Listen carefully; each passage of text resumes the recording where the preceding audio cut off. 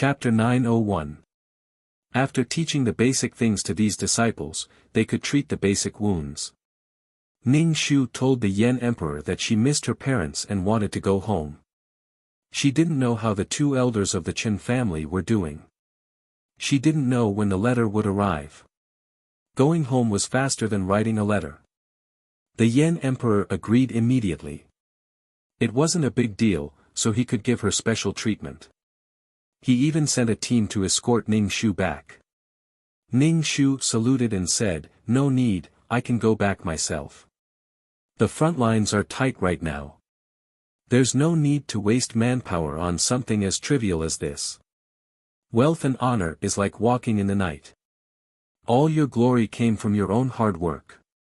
It's better to return to your hometown with wealth and honor," the Yan Emperor said. "Your status is different now. Naturally, you're not an ordinary person. What kind of status do what kind of things?" Ning Shu was speechless. Damn, wasn't that what she said to the Yan Emperor before? Was she going to take revenge now? I was talking nonsense before. Please forgive me, Your Majesty. Ning Shu half squatted and saluted. No matter, I won't take it to heart, the Yan Emperor said. Ning Shu was speechless.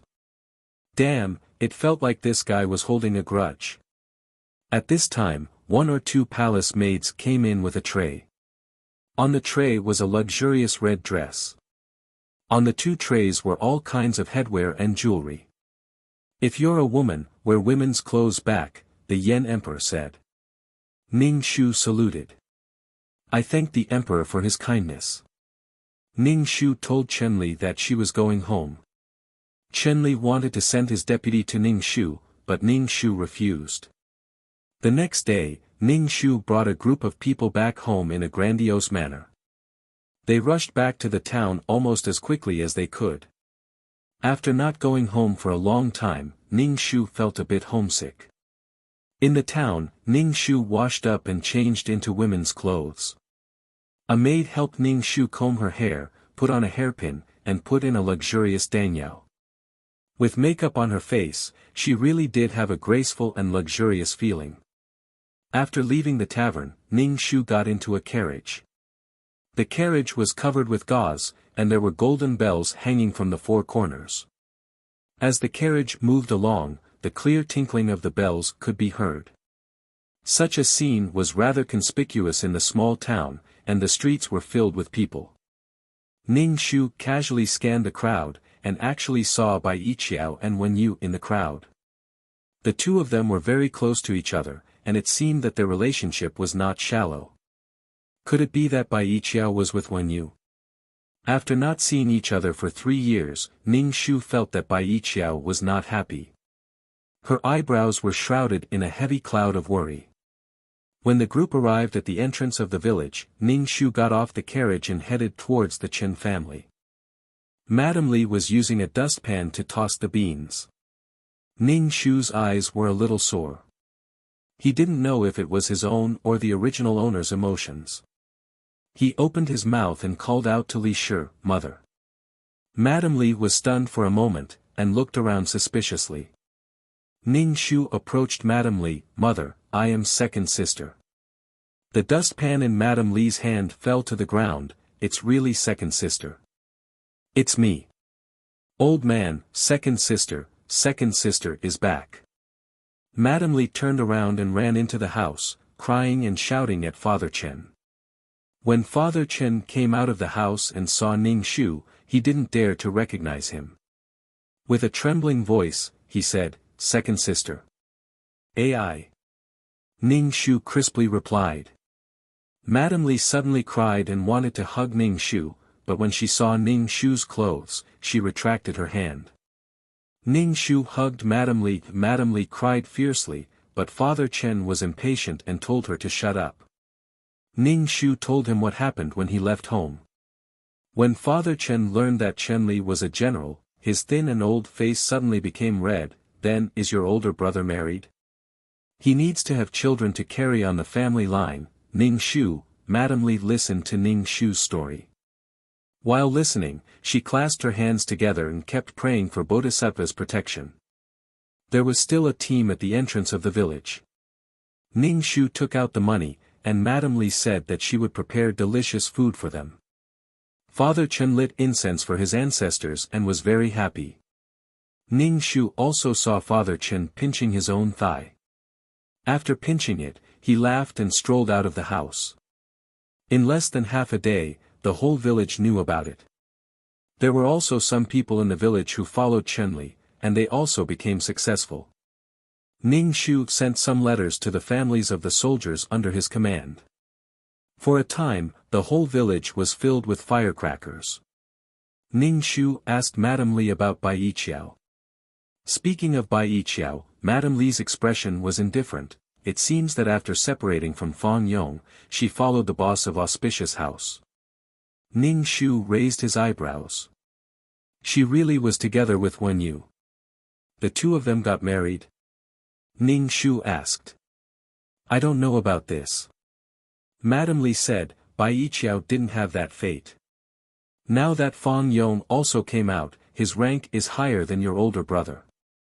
Ning Shu nodded his head. She didn't have that fate. Madame Li said. Ning Shu smiled. Now that Fang Yong had risen in the chaotic world, the glory and wealth had nothing to do with her. Because before Fang Yong left, he wrote a letter to divorce Bai Yiqiao. Bai Yiqiao had always wanted to trample Chen Ermiai into the mud. Now that she was a general, she was given an iron certificate and glory and wealth. She didn't know how Bai Yiqiao vomited. Bai Yiqiao was shocked when she found out that Chen Ermiai was sitting in the three-horse carriage. The matter of Chen family and Fang family had spread crazily throughout the town. Bai Yiqiao didn't expect that the Chen family in this life would be better than in her previous life. That silly Chen Li actually became a general. A family with two generals. Oh, Chen Ermiai, a woman, could also become a general. She thought that she could change her fate and be together with Fang Yong. But fate favored Chen Ermiai even more. From a madam to a female general, she was given an iron certificate and enjoyed the treatment of a princess. Why? Why? Could it be that Fang Yong and Chen Ermiai still wanted to be together? Bai Yiqiao's hands tightly pinched her skirt. Her knuckles turned white. She absolutely wouldn't allow this to happen. She and Li Guzi had an inexplicable relationship. It must have something to do with Chen Ermiai. Fang Yong, Fang Yong.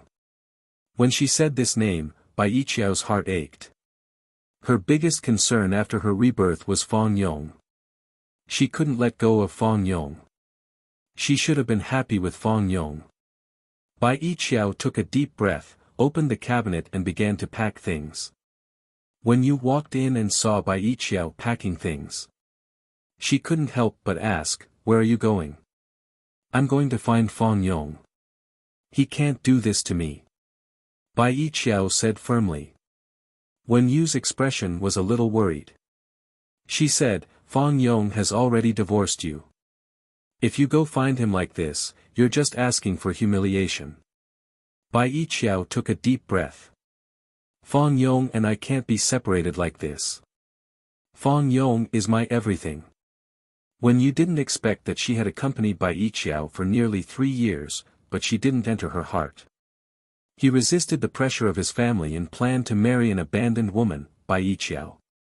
Moreover, she was an abandoned woman who had lost her virginity. But Bai Yiqiao didn't agree. She only had Fang Yong in her heart. Wen Yu, thank you. You are a good person. You will meet a woman who truly loves you. Her body and mind belong to you. Bai Yiqiao said. I'm not worthy of you. Chapter 902. Bai Yiqiao apologized to Wen Yu, then took the package and left. Wen Yu grabbed Bai Yiqiao's arm and asked in a low voice, are you really going? Bai Yiqiao pushed away Wen Yu's hand and said, Wen Yu, I know you are good to me, but being moved is not a feeling. You will meet a girl you really like. Wen Yu tightly pursed her lips. Do you think Fang Yong will marry you again? No matter what, I love Fang Yong. Bai Yiqiao said firmly. Wen Yu's face was unwilling for a moment, but finally said, then I wish you happiness. Even if I meet you in the future, I will pretend that I don't know you. We are strangers. Wen Yu, I am sorry. Bai Yiqiao hugged Wen Yu's waist, and tears wet Wen Yu's chest. Before leaving, Bai Yiqiao made such an ambiguous move. Bai Yiqiao inquired when Chen Ermiai would return to the capital. After staying at home for 2 days, Ning Shu took the 2 elders of the Chen family and some family members of the soldiers in the village to the capital. Ning Shu also compensated some soldiers who sacrificed their lives. Father Chen and Mrs. Li have long wanted to see Chen Li. When Ning Shu said that he wanted to go to the capital, the 2 of them did not object. They slaughtered all the domestic animals at home and gave them to the guards who escorted Ning Shu back. They also held a banquet for the whole day and invited the whole village to eat. Ning Shu took the 2 elders to the town to buy good clothes and some jewelry for Mrs. Li. When there was nothing to do, he asked Mrs. Li to apply a facial mask.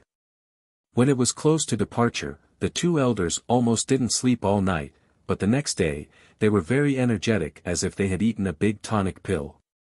The 3 of them sat in a carriage and went to the capital. Father Chen and Mrs. Li have never been far away from home. At first, they were very novel, but after a long time, they couldn't stand it. The 2 of them were carsick.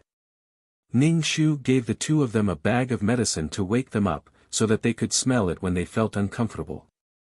When they were halfway there, a guard came to Ning Shu and said, General, someone is following us. They have been following us all the way. Ning Shu raised his eyebrows. Go and ask who it is. The guard soon returned. Ning Shu said, it was a woman who said her surname was Bai. She said she was going to the capital to find someone. Ning Shu almost laughed out loud. Bai Yiqiao wanted to go to Dedu to find Fang Yong. Ning Shu was gloating in his heart. With Bai Yiqiao going, he reckoned that there would be trouble.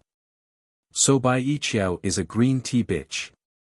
In the years when Fang Yong left, there were also men who cared about her.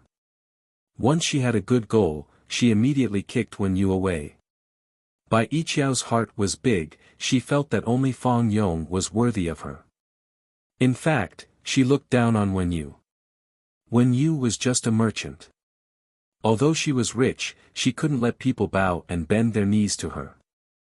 They were all unwilling to give up and felt that they deserved better. Don't worry about it. When they arrived at Dedu, Ning Shu placed the 2 elders in the house given by the Yan Emperor. The 2 elders of the Chen family had never lived in such a big house in their lives. There were also servant girls serving them. Every day, they felt like they were dreaming. Because Chen Li was not at home, Ning Shu accompanied the 2 elders. Bai Yiqiao followed the team to Dedu and inquired about the place where Fang Yong lived. Because Fang Yong was busy fighting, there was only Fang Yong's mother in the big house. Bai Yiqiao wanted to visit Fang Yong's mother, but was refused. The old lady basically didn't go out. Bai Yiqiao had no way to see the old lady. Originally, she should have been the owner of this house. She had money to buy a house, but the meaning was different. Bai Yiqiao waited for half a month before Fang Yong and Chen Li returned in triumph. Bai Yiqiao stood on the street and looked at Fang Yong on horseback. She thought of her previous life, which was also so heroic. When the army entered the city, the people lined the streets to welcome them.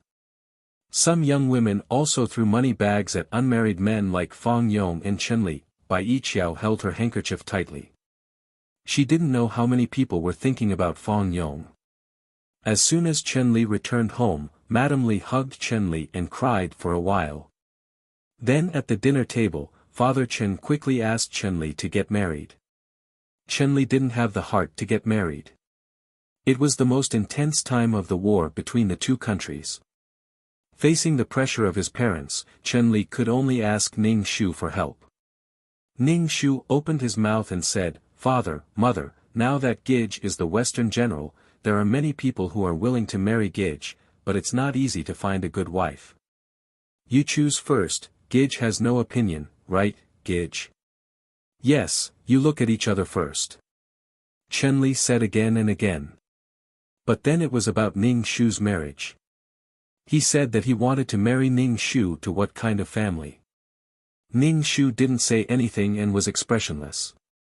Anyway, it's none of her business. As soon as Fang Yong returned home, he was told by his mother that Bai Yiqiao came to find him. Hearing Bai Yiqiao's name, Fang Yong frowned and just told his mother to ignore it. But Bai Yiqiao came to the gate of the house almost every day to find Fang Yong. In addition, Fang Yong was the best candidate for a son-in-law. His family conditions were simple. He had no brothers and only a mother. Too many people coveted Fang Yong. Bai Yiqiao was a little flustered. She also spent some money to spread the word that she was Fang Yong's wife. But Fang Yong still ignored her. Even if he met her, Fang Yong also ignored her. Bai Yiqiao was almost singing a one-man show. She deeply analyzed how much she loved Fang Yong in her heart and how innocent she was. "So, you have to forgive me." Or she tried to be affectionate with Fang Yong. She hoped that Fang Yong could remember the happy days of the two of them and Fang Yong's heart would soften. But Fang Yong was still expressionless and didn't have any reaction. Fang Yong was a man with strong ideas. People with strong beliefs will not be shaken. The other party didn't respond. Bai Yiqiao was a little anxious. She even accused Fang Yong of being a rich man and abandoning his wife. She was a copy of Chen Shimi. Bai Yiqiao was very persistent. She used a lot of methods, showing weakness, threatening, pretending to be pitiful, self-mutilating, and even hanging in front of Fang Yong's house. Anyway, it was quite lively. It added a lot of jokes to the people of the capital. Ning Shu almost moved a stool to sit in front of Fang Yong's house to watch the show. Now in the war, Ning Shu basically didn't follow. It was her disciples who ran on the battlefield. Even if these people got high positions, she also had a share. Faith power wouldn't be little. Ding, mission completed. Do you want to leave the mission world? 2333's voice sounded in his mind. He had been in this world for a long time. Counting the days, Chen Ermiai was now 18 years old. Leave. He nodded. His head buzzed and he returned to the system space. Ning Shu felt very tired. He first laid on the bed and slept. War could destroy everything. Every time he fought and killed people, it was the most tiring. Exhaustion came from his soul.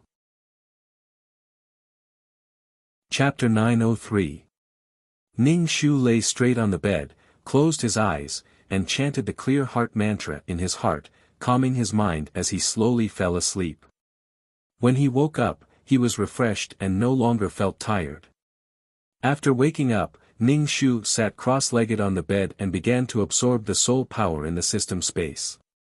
When he was almost done cultivating, Ning Shu opened his eyes. Suddenly, a person appeared in front of him, staring straight at him. Ning Shu was shocked, but his expression was indifferent. It would be a joke if he was scared in his own territory. The person who came was Chen Ermiai. Chen Ermiai's soul was much dimmer than before. Clearly, she had already paid the reward. Ning Shu was a little surprised and asked, "You haven't gone back yet?" Chen Ermiai bowed to Ning Shu and said, "I wanted to see you before I go back and thank you." Ning Shu returned the greeting and politely said, "No need to thank me. You and I each took what we needed. I also wanted to complete the mission. It's good that you are satisfied. No matter what, I still have to thank you." Chen Ermiai bowed again. "Really, there's no need," Ning Shu said. Chen Ermiai smiled. Her originally tired and old face slowly became youthful. Clearly, she was going to go back. Her figure gradually disappeared from the system space. Ning Shu couldn't help but smile. Although it was to complete the mission, hearing the person who entrusted it to him still made his heart feel very comfortable. Ning Shu opened the status panel. He wanted to see how much he had gained this time. There should be a lot of faith power. At least he had made a contribution. After going to the battlefield so painstakingly, he should have a lot of points and attributes. Ning Shu now wanted to gather 20 million to become an advanced mission taker and go to a higher level world. He needed to find materials to construct a world. If he succeeded in constructing a world, he wouldn't have to worry about being obliterated. He would have his own world. Just thinking about it made him excited. Number, 2333 Name, Ning Shu, Intermediate Mission Taker, Age, 27 points, 11. 15/4 million Soul, 310 Health, 81 Wisdom, 264 Charm, 10 Luck, 99 Spirit, 170 Faith, 3414100 Strength, 182 Aptitude, 79 Merit, 13045 Skills, 5th Ring Shooting Technique, Trash Fighting Technique, Beginner Level Peerless Martial Arts, Beginner Level Poison Technique, Beginner Level Business Management Knowledge, Beginner Level Code Programming, Beginner Level Lawyer Skills, Master Ghost Catching Skills. Honorary Titles, Goddess of War, Selfless Ancestor Items, Calm Halo, Faith Halo, Amulet 5, Upgraded Amulet 2. Halo, Mother of the World, Queen's Blessing, Sister Model Worker, Chen Shi's Blessing, Leader Halo, Grass Blessing, Best Friend for a Lifetime, Miao Miao Miao's Blessing, Savior, Zhu Sun Yang's Blessing, Founding Female General, Chen Ermiai's Blessing, to fulfill Chen Ermiai's wish, to take revenge on Bai Yiqiao and Li Guzi. Quest completion rate, 100%. Obtained 4 million credit, 80 attribute points, 1000 faith power, and Chen Ermiai's Blessing. Ning Shu smiled. His harvest this time was really good. He now had 15 million points. If he did 1 or 2 more missions, he might be able to become a high-level mission enforcer. 80 attribute points, the highest in history. He could add it to any attribute points he wanted. There was no need to be as stingy as before. Serial number, 2333 Name, Ning Shu, Intermediate Mission Taker, Age, 27 Credit Points, 150,000 Soul Points, 31010 Health Points, 8110 Wisdom Points, 26410 Charm Points, 10 Luck Points, 920 MP, 17010 Faith Power, 515 Martial Points, 18210 Qualifications, 910 Merit, 13045 Skills, 5th Ring Shooting Technique, Trash Fighting Technique, Absolute Martial Arts Entry, Beginner Poison Technique, Beginner Business Management Knowledge, Beginner Code Programming, Beginner Lawyer Skill, Ghost Catching Skill. Honorary Titles, Goddess of War, Selfless Ancestor Items, Calm Halo, Faith Halo, Amulet 5, Upgraded Amulet 2. Halo, Mother of the World, Queen's Blessing, Sister Model Worker, Chen Shi's Blessing, Leader Halo, Grass Blessing, Best Friend for a Lifetime, Miao Miao Miao's Blessing, Saving Savior, Zhu Sun Yang's Blessing, Founding Female General, Chen Ermiai's Blessing. Ning Shu looked at so many halos. They didn't seem to be of any use. He asked 2333, what's the use of these halos? 2333 explained, those who give you their blessings will generate the power of faith in you. They will contribute to your power of faith. Ning Shu said, oh, so they can generate faith power. Ning Shu sat on the sofa and said, let's see how Chen Ermiai goes back. Okay. A screen appeared in front of Ning Shu. Chen Li and Chen Ermiai appeared on the screen. Chen Ermiai was reading a book and flipping through some herbs. Chen Li asked, Sister, there are so many men waiting for you to choose. You're not young anymore. Father and mother are dying. Which one do you like? Brother will help you get him. Chen Ermiai didn't care at all, what kind of men are they? These men want to rely on me for glory and wealth, but they feel that marrying me will hurt their self-esteem. They look so wronged. Chenli nodded helplessly. The halos on your body are really unbearable for men. Especially now that Chen Ermiai's medical skills were getting better and better. Almost all the generals would fight for her, but no man would fight for her to be their wife. Oh, men are useless, and they blame me for being capable. Chen Ermiai sniffed the herbs. Men want to rely on me for glory and wealth, but they want me to satisfy their self-esteem. If you don't get married, you'll become an old lady. Do you want to be pointed at everywhere you go? Chenli said. A maverick will always be criticized. Men are unhappy that the merit is given to a woman like me. Women are jealous that I can control my own fate, but they can't. They slander and attack me to express the depression in their hearts. Chen Ermiai said indifferently. Chenli was speechless. He couldn't argue with her at all. Chen Ermiai was satisfied with her current life. No matter how good a man was, she wouldn't care if she was tortured to death by Li Guzi. Some things were ingrained in men's bones. Chenli was speechless. He took out a portrait and said to Chen Ermiai, "Look at this. It's the son of the Minister of Personnel. He's a famous scholar in Dadu." Chen Ermiai glanced at the portrait and thought for a moment before nodding. "I've seen him before. I think it was at a banquet." Chen Li's eyes lit up. "What do you think?" "Oh, he said in public that I'm a shrew, a demoness with bloody hands. Whoever marries me will be committing a sin," Chen Ermiai said. Chapter 904. Chenli, fuck. Chenli threw the portrait on the ground. "I won't let him go, the bloody female devil. I'll show him who's the real devil." "What about this?" Chenli took out another portrait, Prime Minister Li's eldest son. "I heard that he's interested in you. He even tried to get close to me and asked about your situation. He's not bad.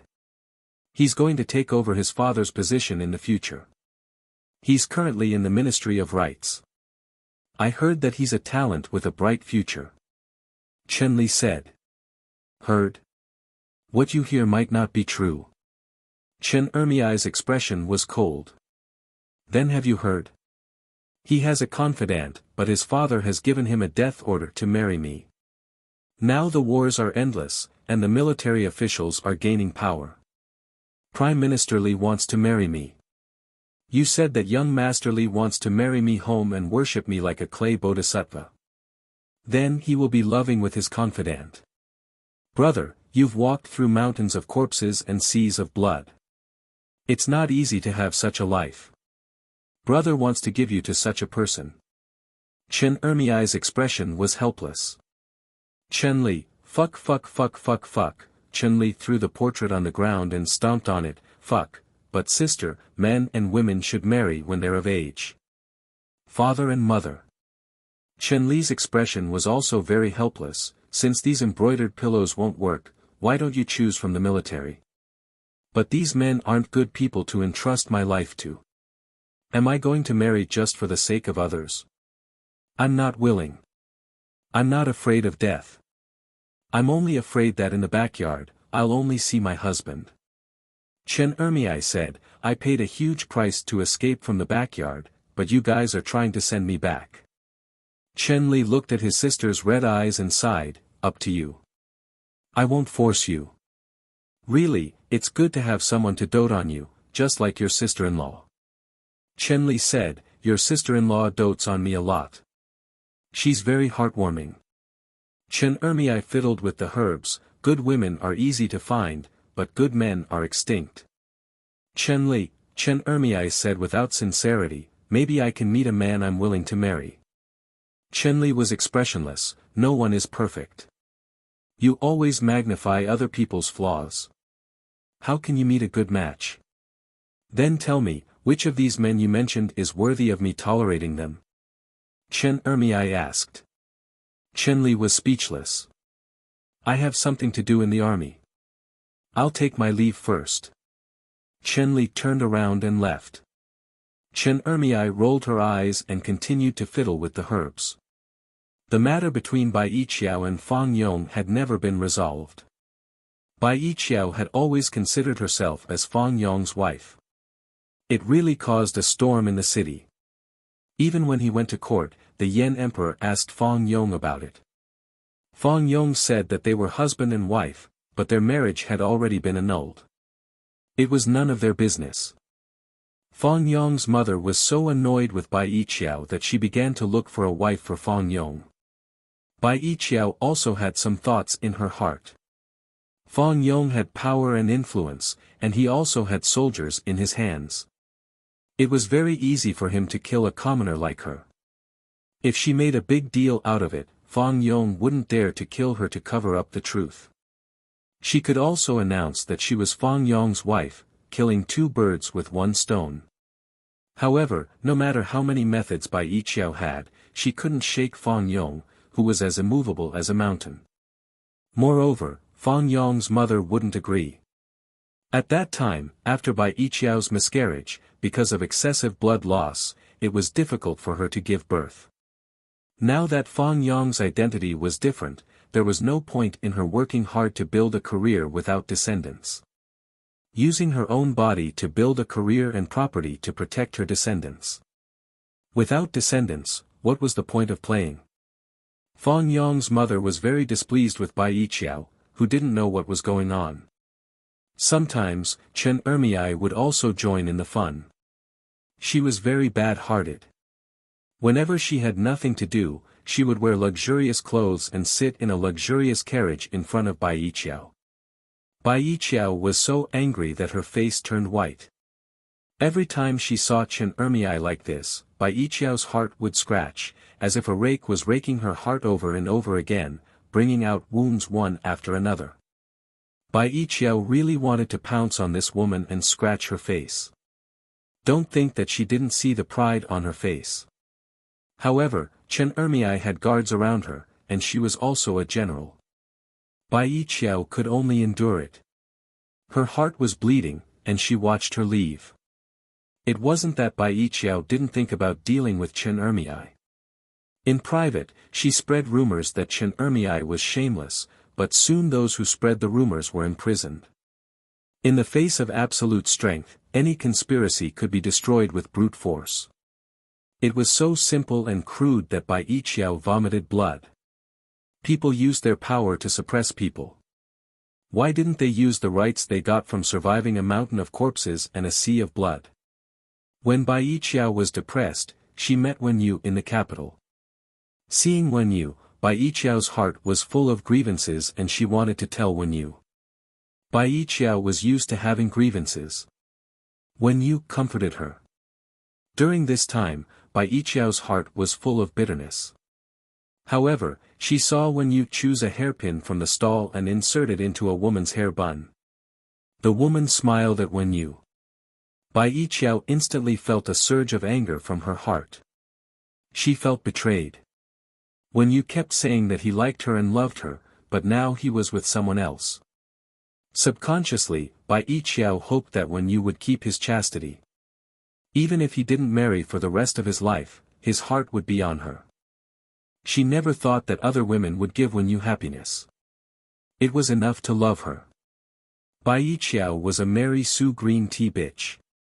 Wen Yu turned his head and saw Bai Yiqiao staring at him. He was stunned for a moment. The woman next to him asked him what was wrong. Wen Yu was just a little stunned. He turned his head and said nothing to the woman. Then he left with the woman without looking back. He walked away calmly. He said that he wanted to treat her as a stranger. Now he really treated her as a stranger. Ignoring her like this made Bai Yiqiao feel even more uncomfortable than mocking her. Did this mean that Wen Yu really didn't have her in his heart? The most heartbreaking thing in the world was that something that would always belong to her was gone. Bai Yiqiao felt that Wen Yu's love would always belong to her. She could make Wen Yu love her and engrave it in his heart.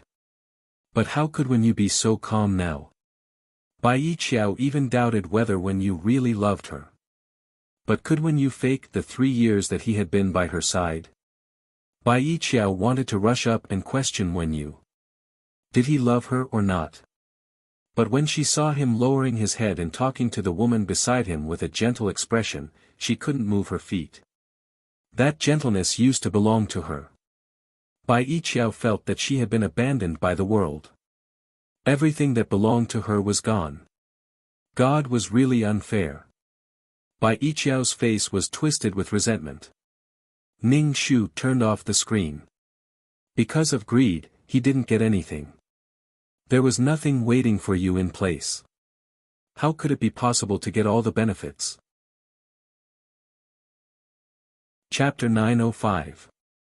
He didn't know if Chen Ermiai found someone she liked in the end, but with Chen Ermiai's situation, it wasn't easy to find someone. Chen Ermiai didn't seem to be ready to get married. As long as he was happy. To be able to give so many points and attribute points, it meant that Chen Ermiai was still very satisfied with the mission. Ning Shu took out the Ultimate Martial Arts secret book from the bookshelf. There were more and more Qi Jin patterns in it, and it needed to slowly form a world. But she couldn't even find the origin of the world. The road ahead was long. She put the secret book on the bookshelf and opened the chat system. She heard a ding-dong sound. Someone asked to talk to her.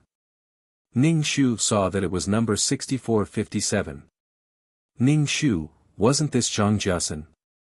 She was very sensitive to this number. This person was someone who killed her once. Their hatred was as deep as the ocean. Ning Shu didn't understand why Zhang Jiasen was so insistent on talking to her. She didn't understand what Zhang Jiasen wanted to do. The two of them had already shed all pretense of cordiality. What was the point of this? It was undeniable that Zhang Jiasen was full of malice towards her. Zhang Jiasen could apologize and stab her with a knife when the time was right. If the time was right, he would kill her. It was rare to see such a shameless person. It seemed that she had to be prepared to not show mercy when she met Zhang Jiasen. A wolf was eyeing her covetously. This feeling was really uncomfortable. She had to kill the wolf completely. Ning Shu directly rejected Zhang Jiasen's request to talk to her. She didn't want to talk to Zhang Jiasen at all. Every word was worth points. What a waste. Ning Shu looked to see if anyone else had sent her a message. None. Looking at her empty chat interface, she felt that she didn't have many friends. It was just that she hadn't met a like-minded friend. There was no rush. She would meet someone eventually. Ning Shu closed the chat interface and opened a book from the bookshelf. Just as she was about to read, System 2333 suddenly coughed as if it had tuberculosis. Cough cough cough cough. 2333 coughed. Ning Shu raised her eyebrows and asked, "You're poisoned? Let's do a system quest for the next quest, okay?" 2333 Ning Shu said. Ning Shu closed the book and asked, "What system?" I got a beloved concubine system. As you know, I need data and luck to perfect myself.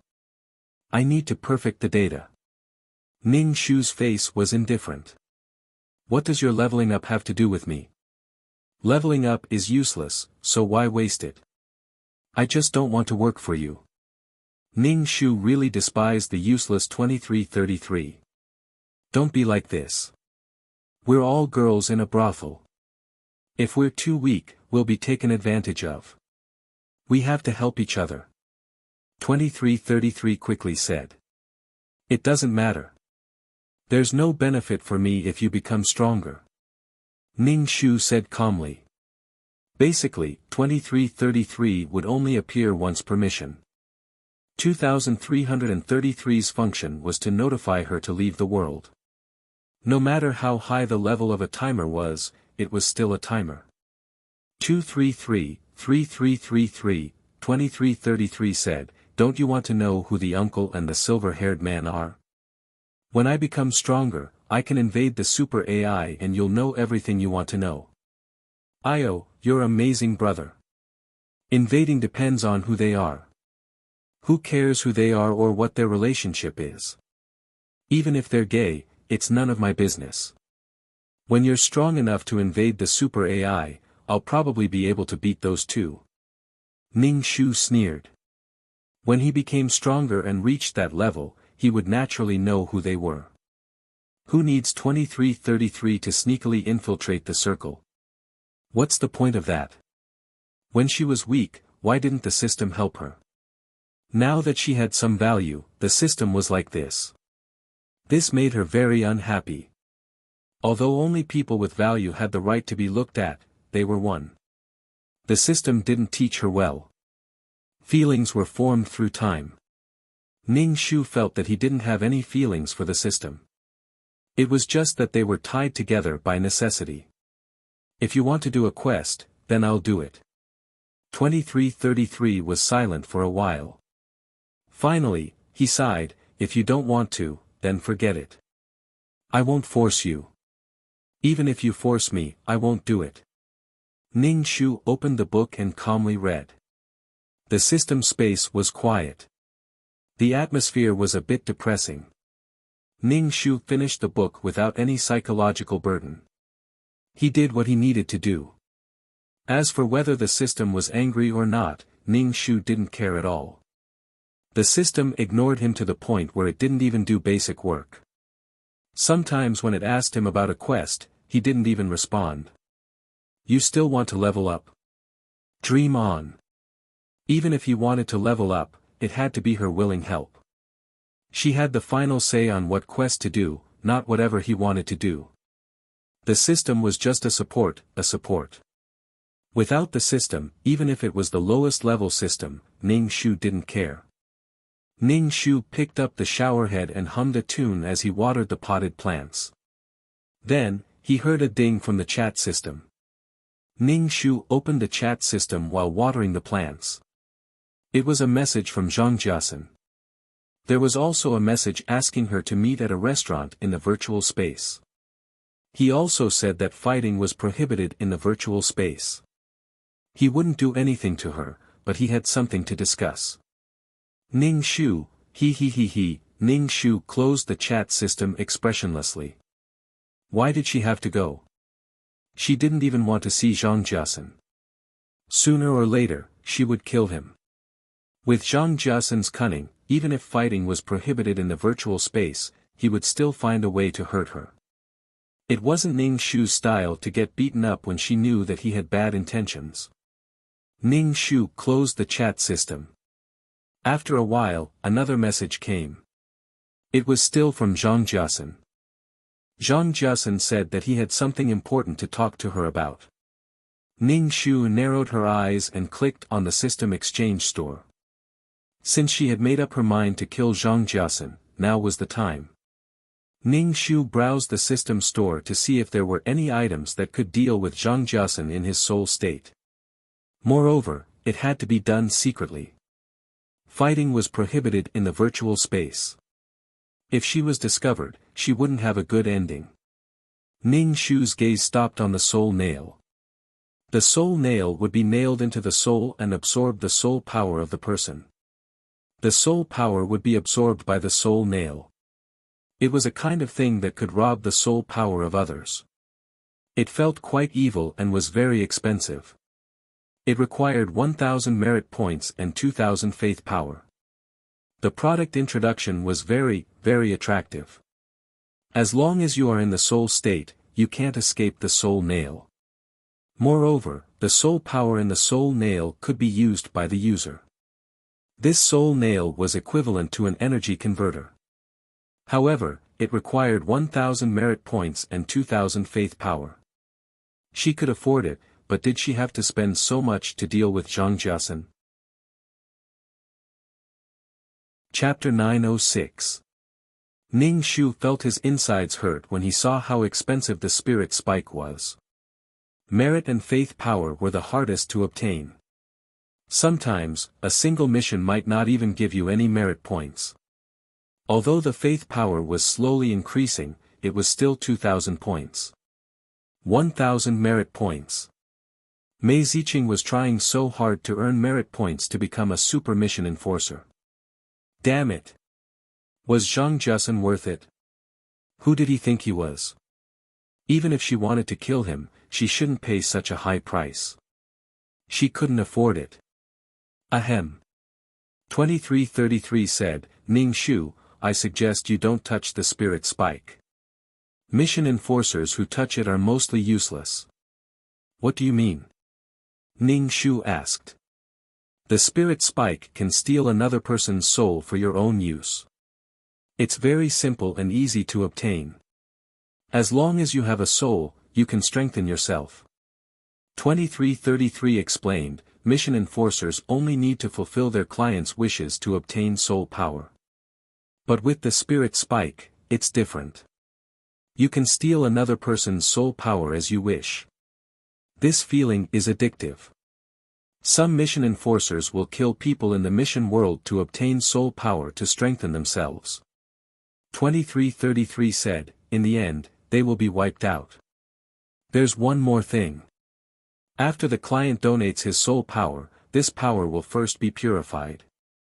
But if he directly absorbs the power of the soul nail, this soul will be tainted with emotions and all kinds of resentment and impurities, which will greatly damage his mind. Ning Shu's heart trembled. When he saw this thing, he felt it was very evil. There was no such thing as a free lunch. Ning Shu frowned and said, if this thing is so dangerous, why put it in the exchange shop? Why not? Merit and faith power are good things. Everyone needs them. You couldn't resist the temptation of power and chose this method. If you don't have enough willpower, you deserve to be killed. The strong survive, and the weak are eliminated. The world is fickle and full of flowers. If you don't even have the slightest bit of willpower, how can you become an outstanding mission enforcer? 2333's words were very cold. This is your choice. What does it have to do with the spirit spike? Alright, she was really speechless. Ning Shu looked at the soul spike. The soul spike was just a tool, and since it was a tool, it must have been made by someone. Ning Shu didn't believe that the soul spike couldn't purify the impurities in the soul. He had purposely left such a flaw to trick them. And it was so damn expensive, it felt like the higher-ups didn't really care about these mission enforcers. They didn't even care if they died. If he failed, he would be obliterated. He wouldn't even have the chance to start over. Ning Shu closed the system exchange mall. Life was full of pitfalls. It was not easy to complete the quest, but he still had to pit his own people. You can't play like this. The closer one got to the top, the fewer people there would be. After going through layers and layers of selection, the number of people standing at the top was very few. The air above must be very fresh. Ning Shu really wanted to climb up and see the scenery above. Ding dong, another message came from the chat system. Ning Shu opened it and saw that it was from Zhang Jiasen. Ning Shu suddenly felt helpless. It was rare for someone to be so persistent. What was Zhang Jiasen trying to do? Was he trying to take revenge or was he after something from her? No matter what Zhang Jiasen was trying to do, Ning Shu didn't plan to play with him. Ning Shu grinned and directly blocked Zhang Jiasen, never to see him again. On the other side, Zhang Jiasen was notified by the chat system that the message had failed to be sent. He couldn't help but raise his eyebrows and then closed the chat system. Zhang Jiasen's expression was indifferent. If the other party could come over, it would be good. If not, it didn't matter. He was just casually trying. Ning Shu said 2333, let's look at the next mission enforcer. 2333 stuttered for a while, you really don't want to do missions with the system? No. Ning Shu said crisply, I'll wait until I'm in the mood. You're not doing the mission for me. You can also get points and attribute points. Why are you so against it? 2333 asked.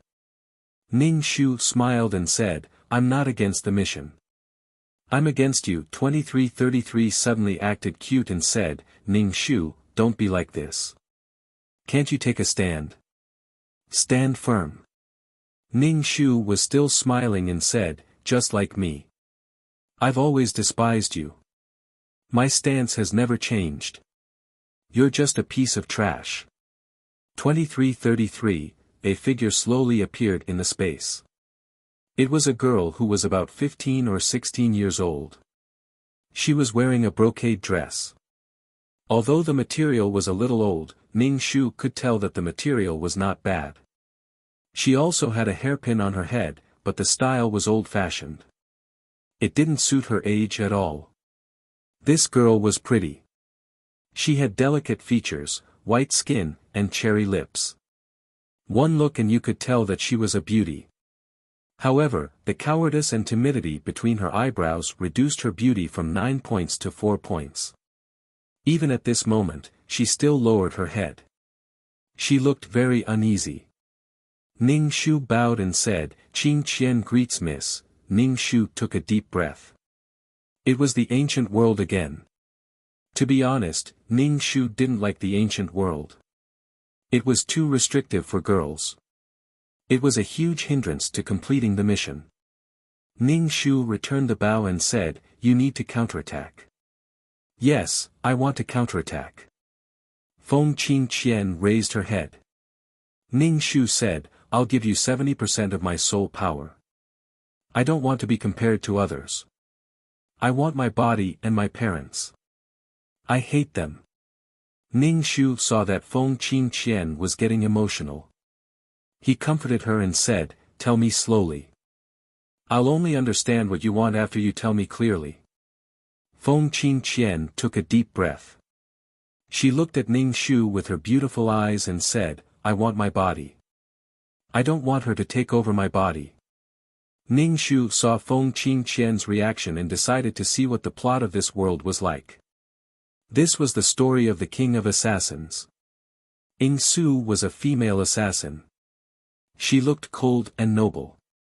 She looked down on the world. In the end, she was betrayed and buried in the sea.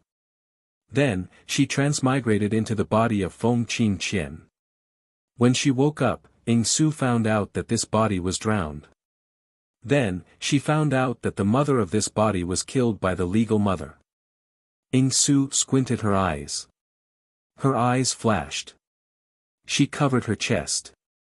She complained that the original owner of this body was useless and bullied by others. She said, "I'll live well for you. I'll make those evil people pay you back 1,000 times. Why would I want you to help me live?" It was so frustrating.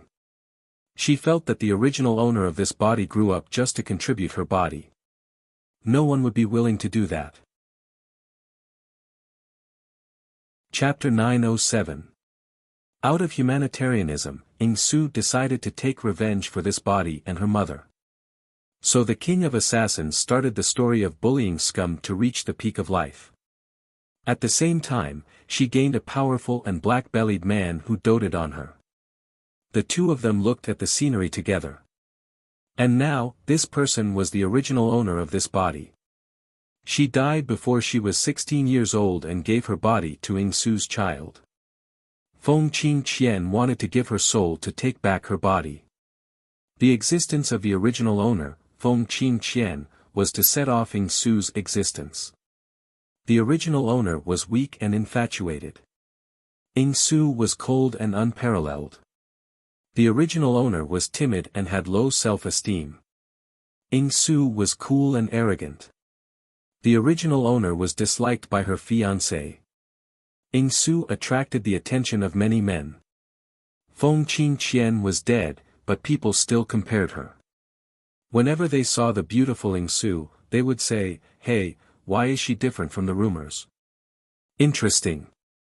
Woman, you have successfully attracted this king's interest, blah blah blah," in terms of Feng Qing Qian's psychological shadow. And there was no good person in the entire Feng manor. Her father was a scumbag father. Her mother was a flirtatious slut who tortured the concubine's daughter. Her sisters were green tea bitches who always wanted to steal her man. The servants bullied the weak and feared the strong. The servants bullied the masters. In short, there was no good person in the entire family. When the Feng family was cleaned up, the concubine's mother, who was originally dead, came back to life. Her mother's identity was noble. She was a princess of a country. Her father's identity was even more powerful. She wasn't a child of the Feng family. No wonder the Feng family bullied her. When the parents came back, they doted on the suffering child to make it up to the child. But the child was already dead. She wanted the moon but couldn't take the stars from an impostor wearing her own skin. How big was Feng Qingqian's psychological shadow? Feng Qingqian didn't appear when she was alive. Now that she was dead, she appeared. So Feng Qingqian hated her parents. Although the Feng family didn't treat her very well, they still gave her food. She grew up, but her biological parents didn't care about her. Her mother faked her death when she could remember. She wanted to find her man. Ning Shu, who had accepted the plot, Ning Shu turned to look at Feng Qingqian. He didn't know what to say. So your wish is to take back your body? Ning Shu asked. Feng Qingqian nodded. That evildoer was using his own skin to make trouble. Feng Qingqian bit her lips and said, if possible, I hope to protect the Feng family. Without the Feng family, I don't know where to go. Didn't the Feng clan bully you?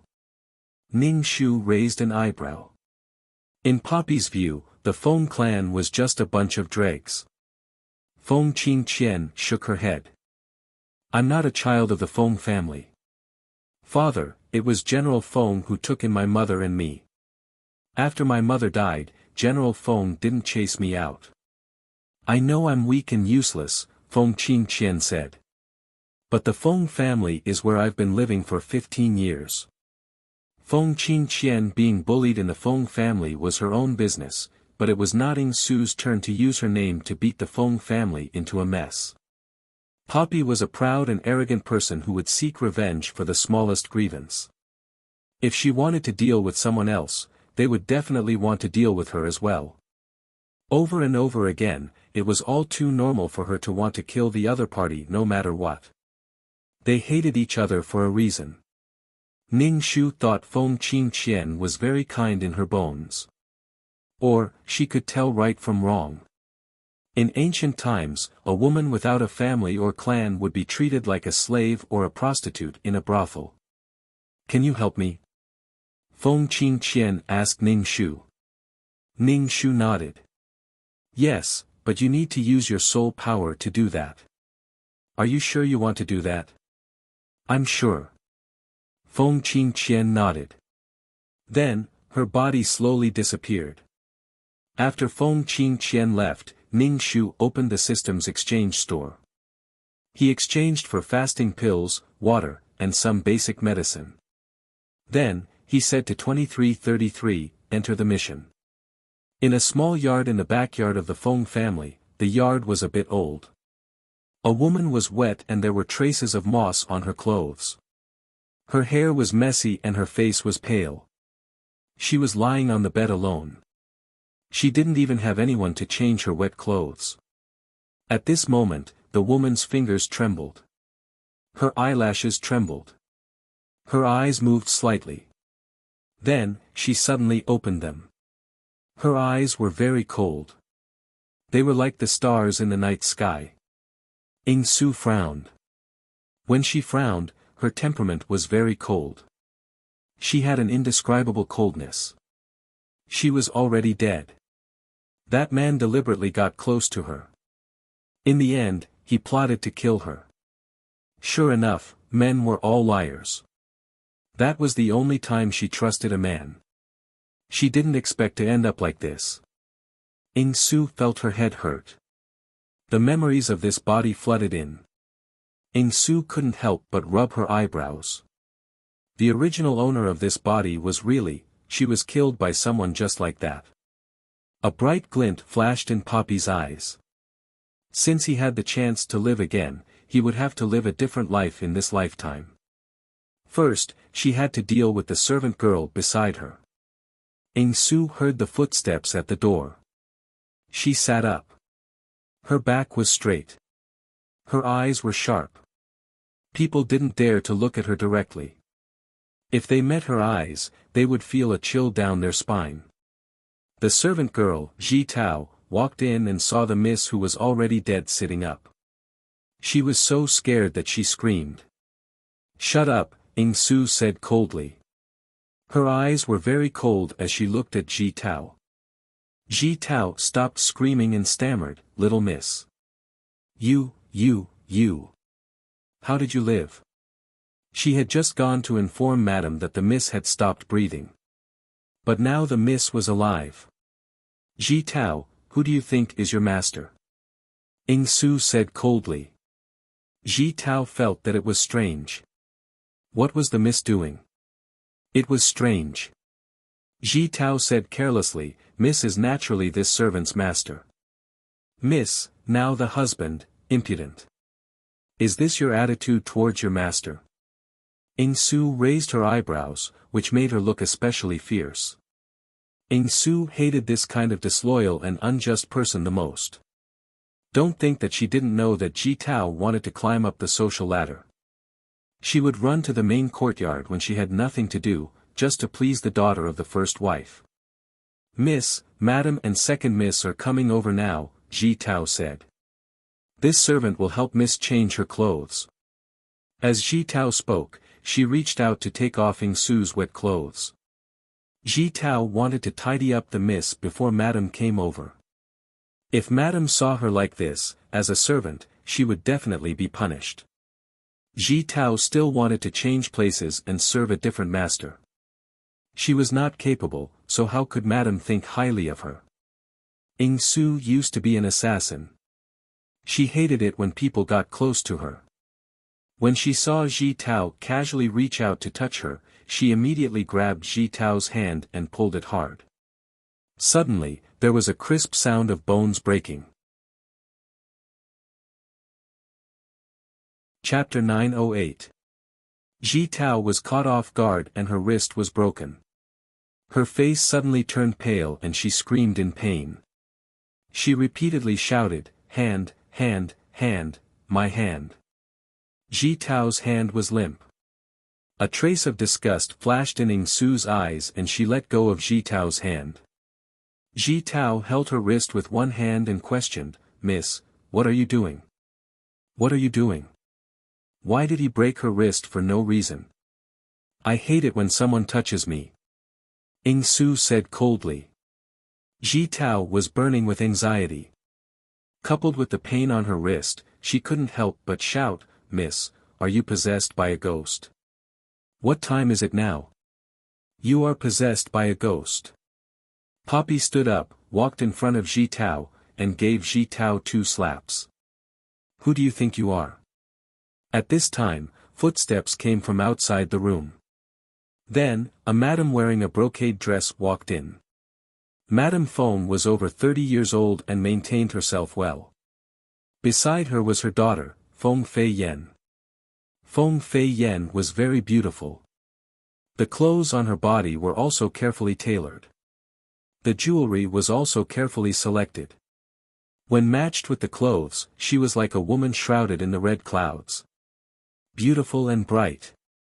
Madame Feng saw that Ing Su's clothes were wet and there were water plants on it. Her hair was messy. She couldn't help but frown and say sternly, "Look at you. Hurry up and change your clothes. Fourth sister, you are so wet. If you are seen by others, your reputation will be ruined."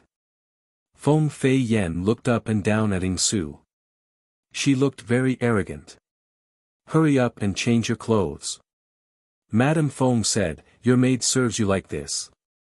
Madam, you have to make a decision for this servant." Ji Tao knelt on the ground and cried, "This servant was going to change the young miss clothes, but the young miss broke this servant's wrist and gave this servant 2 slaps. It's not that this servant didn't serve you well." Ing Su's expression became colder and colder. She looked at Ji Tao with even colder eyes.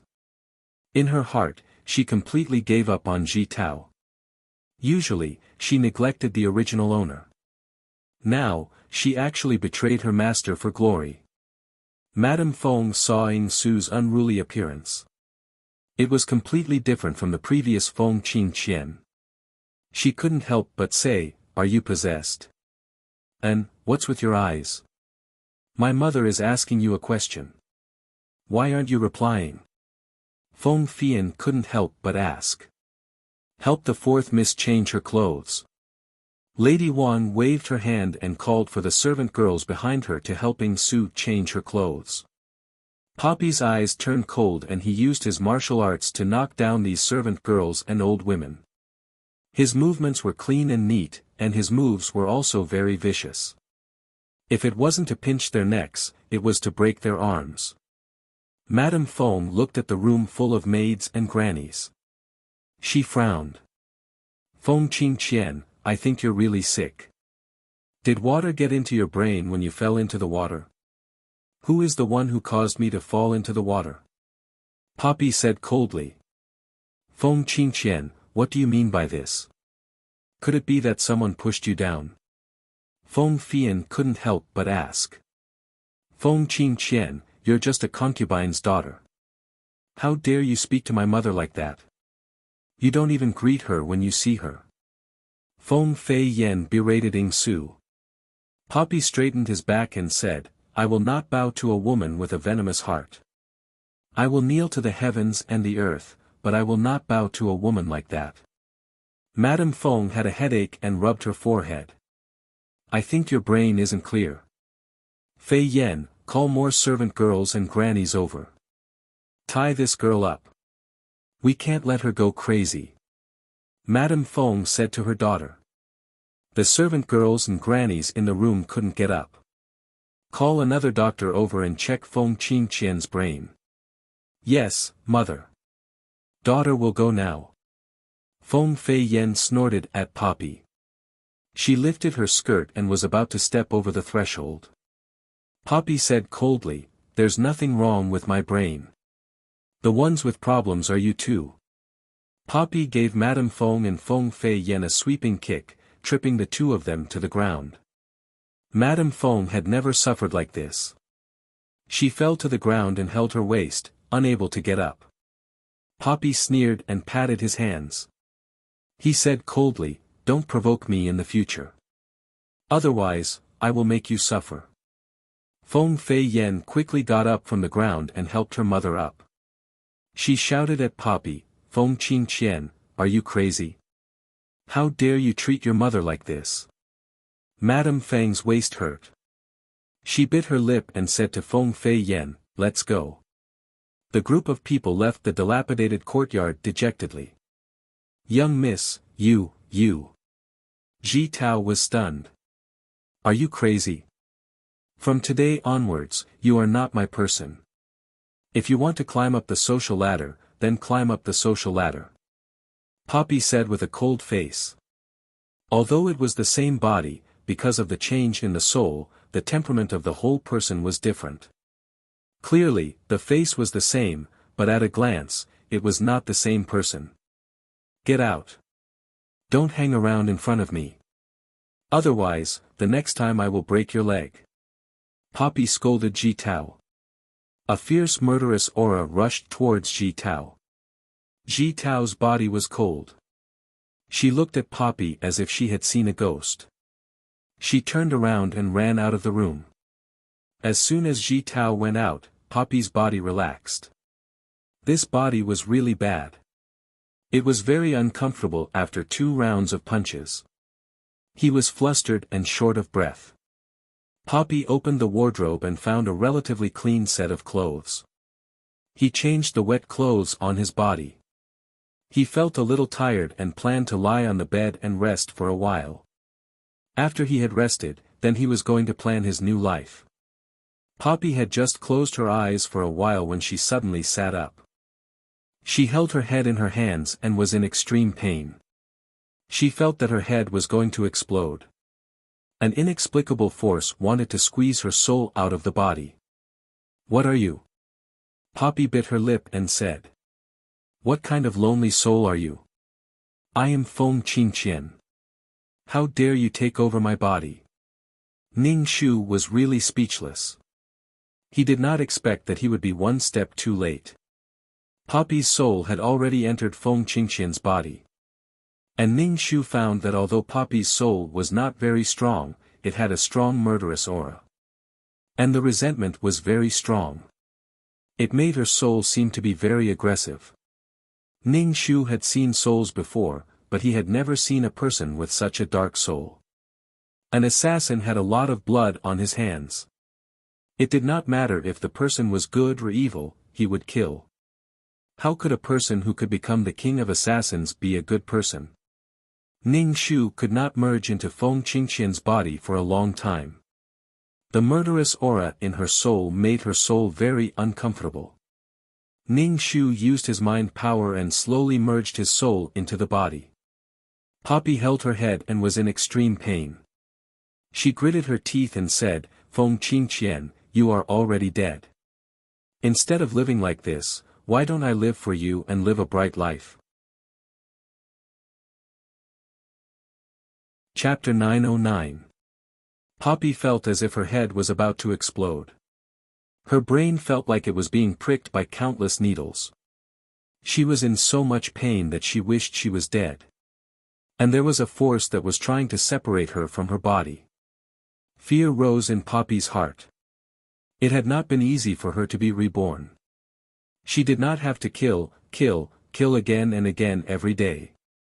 To be treated as a killing machine by others, she had to start a new life anew after being reborn.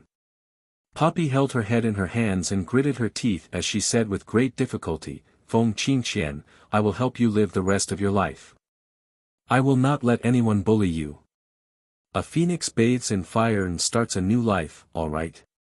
If not for the fact that she had just merged into this body and had not completely merged with this body, with Poppy's personality, she would not be speaking so nicely to Ning Shu. Ning Shu just chuckled softly, "This is my body, my life. How I live is my business. That is your life. What has it got to do with me? If I give up my body, I will die. Why should I give it up?"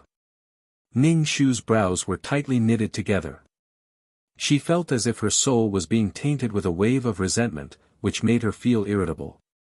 Waves of icy cold energy surged into her soul, piercing her soul until it hurt. Poppy's soul was rather tough and his will was strong. As a killer, killing was like eating a meal. He was used to it. Without a strong will, he would not be able to become the king of killers. Poppy saw that Ning Shu did not know what was good for her and could not help but say, "If not for me, you would have been killed by others." "Pfft. You say it as if I give up my body, I will be able to live." Ning Shu could not help but laugh out loud, "You are such a shameless wandering ghost. You snatched someone else's body and still want to take credit for it. I would rather die myself than for you to take over my body. If I die and you use my body, would I live?"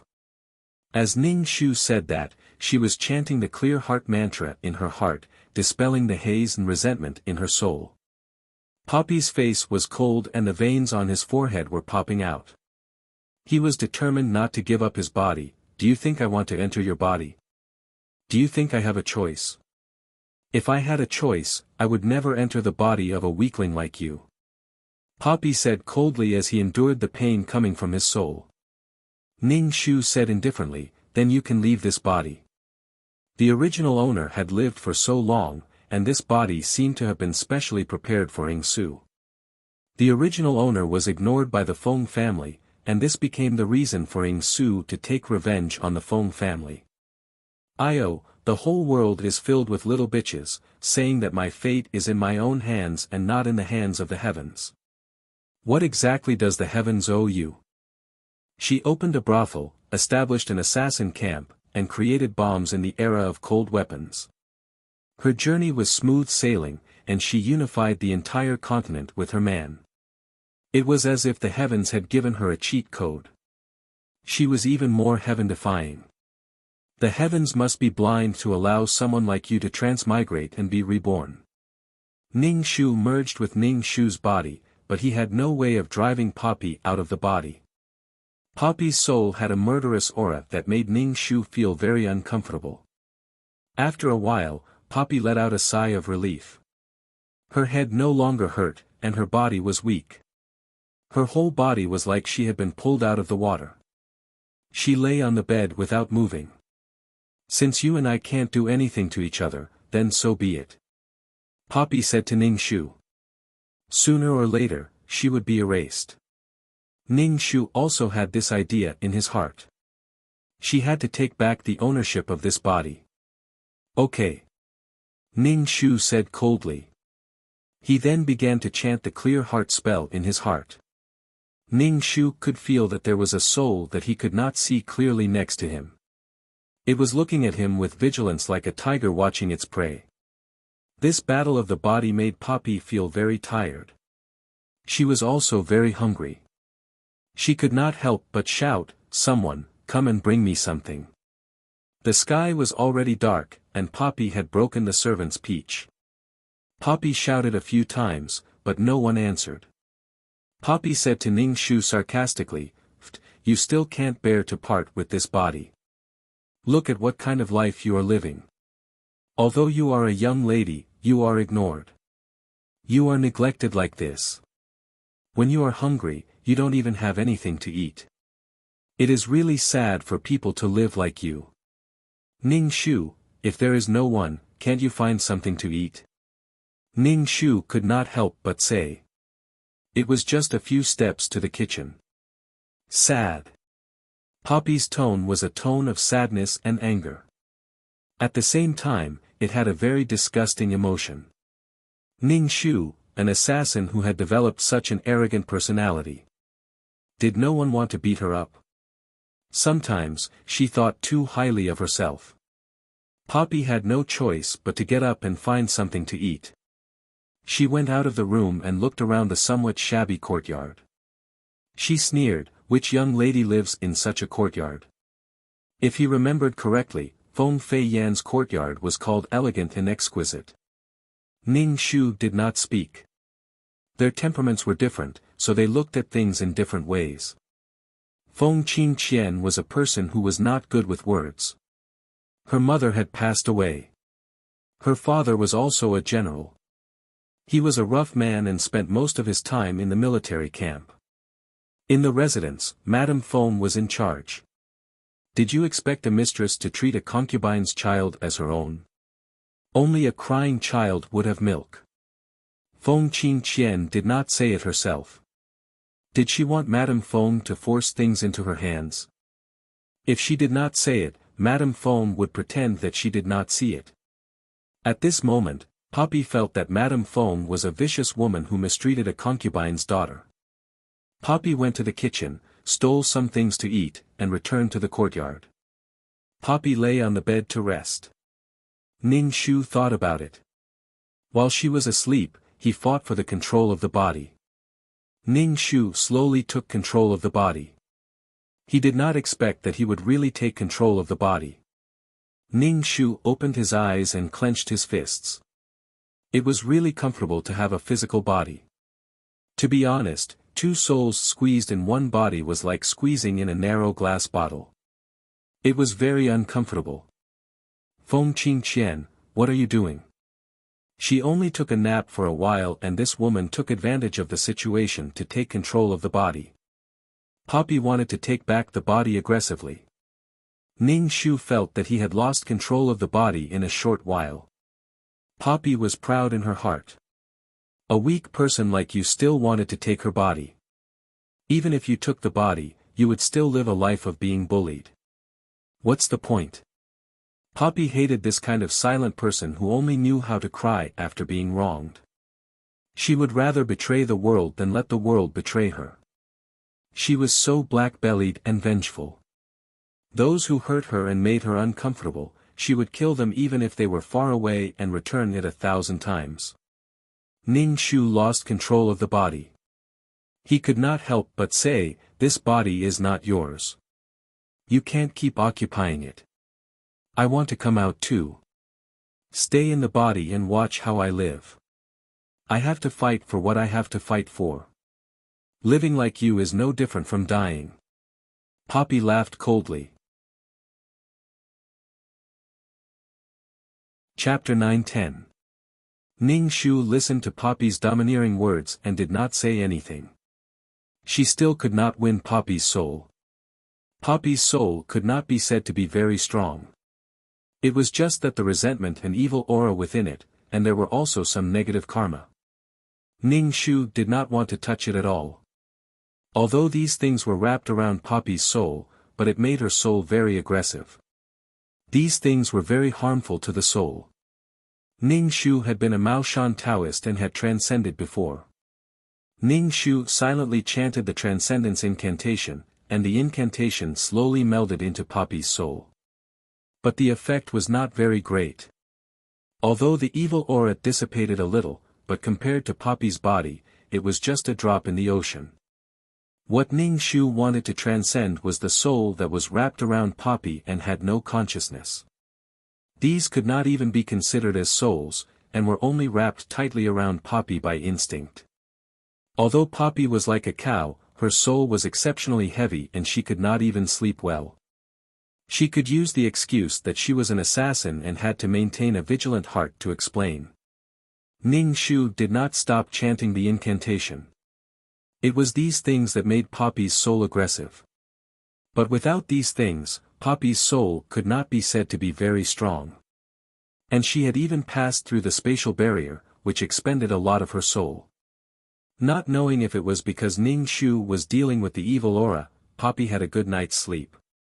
When she woke up in the morning, she stretched her back and was in high spirits. Ever since she was 10 years old, she had not had such a good night's sleep. In order to live, she killed animals, killed people, went through cruel training, just to live. Now that she had been reborn, she did not need to live that kind of life anymore. They were in the same body after all. Ning Shu could vaguely sense what Poppy was thinking in her heart. She had killed someone and still looked so aggrieved. I just want to live. Was she supposed to say, you've suffered, you've suffered? Since it was to live, there was no need to be so pretentious. No one had an easy life. Ning Shu looked at Poppy, who had changed into neat clothes and was practicing martial arts in the yard. He could not help but ask, why haven't you gone to pay respects to your official mother yet? Feng Qin Qian was a concubine's daughter. She had to greet her mother every morning. Even though she didn't have much presence, she only saw the other sisters talking and laughing. She basically didn't say anything. However, he had also expressed his attitude. When Poppy heard Ning Shu's words, he gave a cold laugh and said, now, even your mother might not be able to get up. She'll need 100 days to recover from her injuries. Ning Shu was stunned. Did something happen before she came? You fought with mother and beat her up? Ning Shu's tone was displeased. With Poppy's personality, he would seek revenge for the slightest grievance. Let's not talk about the fact that Lady Feng is an elder. Beating up my official mother is unfilial. What will others think of me in the future? In this feudal society, women who lost their reputation were either sent to the family temple or killed to prove their innocence. Poppy's actions were practically challenging the feudal system. Moreover, he was so arrogant that he did not kneel before the emperor. It was as if he would kneel to the heavens, kneel to the earth, and not to the man. So what if the ancient emperors were so arrogant? The male lead still felt that he had a personality. I pampered him, and he could do whatever he wanted. It could only be said that the male lead was blessed by the heavens. Pedantic and stubborn, Poppy said coldly. Her expression was one of disdain. No one can control what I do. No one can control my fate. What others say has nothing to do with me. Living in the mouth, you will be disturbed by the mouth. I don't know what your life was like in the past, but my life was like this. The 3 cardinal principles and the 5 constant elements, and there was a clear hierarchy, Ning Shu said. Could one person shake the system that everyone recognized? Because it was recognized, if someone wanted to challenge or jump out of the system, they would be punished and condemned. Not everyone could have Poppy's good life. In this era, more women lived like this under the system. Hence, Ning Shu didn't like the ancient world. It was too restrictive for women. Also, Ning Shu knew what he was capable of. There was no way he could change it. Change couldn't be done overnight. Even though society had developed until now, there were still many male chauvinist cancer in life. They thought that women should have children and do housework. They had no personality and were like inflatable dolls. They didn't complain and disregarded the value of women. It could be seen that some ideas were deeply ingrained. Ning Shu smiled. These men should all go to hell. It would be best if they couldn't find a woman in their lifetime. And her mission was to counterattack for someone. Once the time was up, she would leave. Sad. This is a pitiful woman who relies on men to survive. Sad woman, dying for a man. So sad. She doesn't have any sense of self. A bunch of women in the backyard fighting for men. Poppy was even more disdainful. She used a handkerchief to wipe the sweat on her face and neck. Ning Shu didn't know what to say. The suppression and restraint of the era on women was tacitly acknowledged as such a way of survival. Who would be willing to suffer in silence? Don't use your luck to look down on other people's misfortune. Not all women could be a couple for life. Ancient times were crueler than imagined. These women in the backyard, if placed in the modern era, which one of them wasn't an elite in the office? Were the women groomed by the ancient nobles really just for men? Yes, you are the best. You can crush all the pedantic and wooden ancient people. Poppy ignored Ning Shu and began to change her clothes.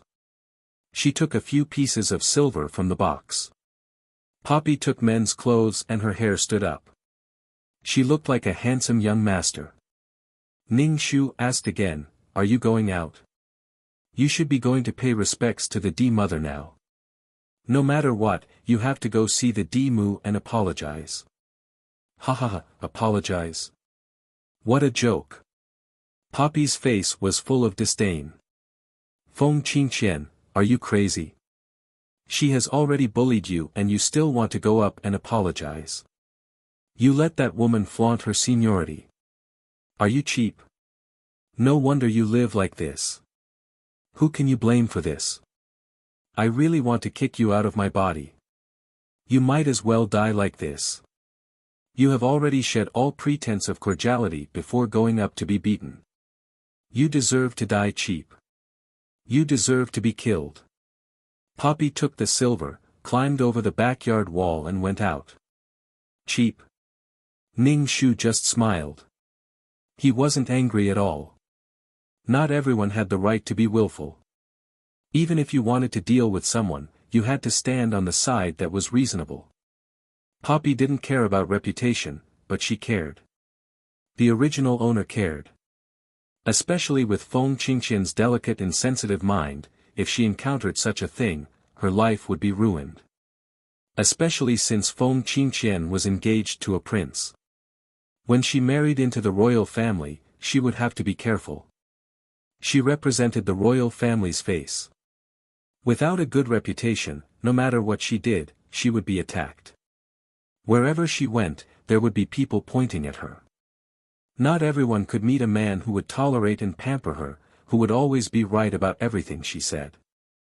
It was like a brainless yet powerful man. Chapter 9-11. Ning Shu admired him for being so unbridled and arrogant, but nothing happened in the end. Everyone had different lives. Ning Shu glanced at Ing Su's soul and chanted the spell to purify Ing Su's soul. Ing Su was wearing men's clothes. She held a fan in her hand.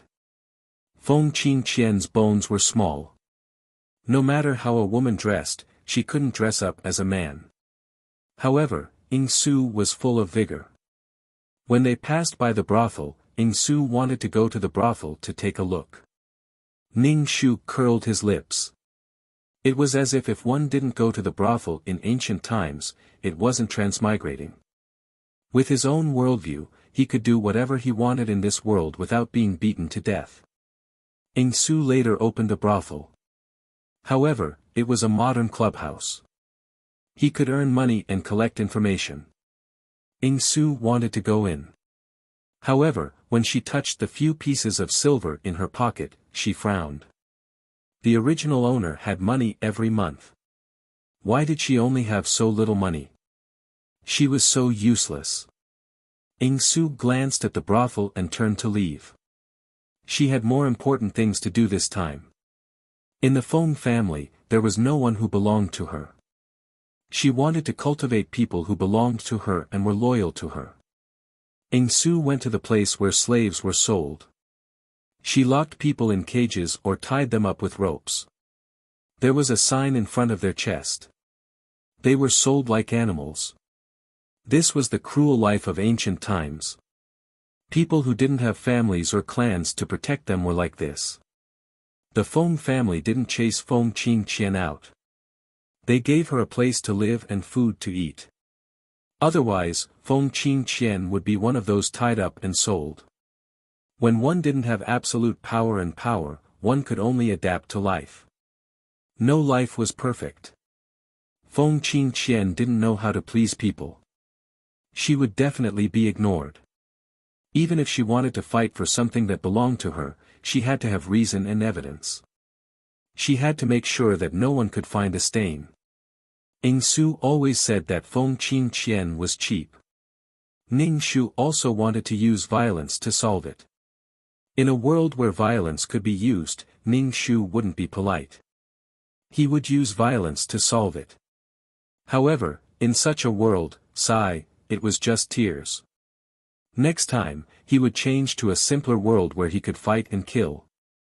He felt that the quests were getting harder and harder. There were too many things to consider. Ning Shu felt that his intelligence wasn't enough. There were many aspects that had to be considered in order to successfully counterattack. Ning Shu let out a long sigh. Bored to death, he watched Poppy choose her slaves. In any case, she could choose very powerful killers who were temporarily at a low point in their lives. Or perhaps, they had a grudge against the female lead because she had bought them and they would be loyal to her. Poppy had taken a liking to a pair of siblings. The siblings were locked in a cage, and the man's eyes were cold and vigilant as he protected his sister. Poppy then asked the merchant, "How much for these two?" 10 silver taels. Poppy did not have 10 taels of silver on him at all. With a cold laugh, he said, "Which family's slaves are so expensive? I only want men, not women. Customer, these two people have to be sold together. Otherwise, they won't sell. How about this?" 8 taels, Yaxi said. These two were simply slow sellers. Every time she saw the man's cold, wolf-like eyes, she couldn't help but feel a chill run down her spine. 3 taels. 7 ounces. 4 taels. 5 taels, I'll sell them for 5 taels. Poppy used 5 taels of silver to buy the siblings and said to them, "Follow me, and I can achieve what you want. Follow me, and you will have the power to take revenge."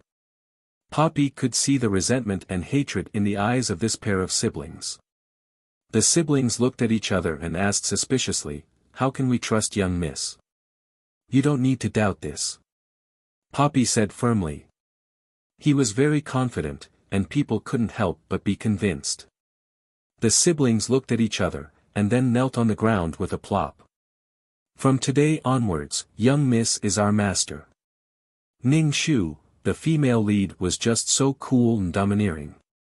Releasing a bit of her domineering aura, she successfully subdued 2 little brothers. She just needed to show off. Ning Shu expressed his dissatisfaction. How could she be so special? The siblings were from another country. The man was called Pei Yuan, and the sister was called Pei Zhen. Poppy gave a few taels of silver to Pei Yuan and said, "Find a place to settle down first. 2 days later, I will give you a large sum of money. Pei Zhen will come back to the Feng family with me." Feng family? Pei Yuan was stunned for a moment, and his expression was a little ugly. Is it Feng Chang? Then young miss is from the Feng family? Pei Zhen quickly asked. Poppy narrowed his eyes. Do you have a grudge against the Feng family? Pei Yuan knelt down and said to Poppy, Thank you, young miss, for saving us. We will definitely return this money to you. Please forgive us for not being able to serve and follow young Mississippi. Poppy's expression did not change. Tell me, what happened? Our father died indirectly because of Feng Chang. Pei Yuan said. In short, it was a war between two countries. Pei Yuan's father lost the battle and was condemned by the emperor. In addition, there were colleagues fanning the flames, and it developed to the point of treason. Pei Yuan's father was directly beheaded, and the siblings' mother led the enemy away, allowing the two to survive. They were chased all the way and were caught by human traffickers when they were on the verge of death. Poppy heard this and said faintly, I have never regarded myself as a member of the Feng family. My situation in the Feng family is not much better than yours. Only by standing at the peak of power can you achieve your wish. Revenge requires strength. Poppy said. When the time comes and you want to take revenge, I will definitely not stop you. Our goal is the same. The Pei siblings looked at each other. Pei Yuan took the silver from Poppy. I hope young miss can do as you say. I only hope that young miss will not stop us from taking revenge. I won't. Pei Yuan took the silver and disappeared, and Pei Zhen stayed behind to be Poppy's maid.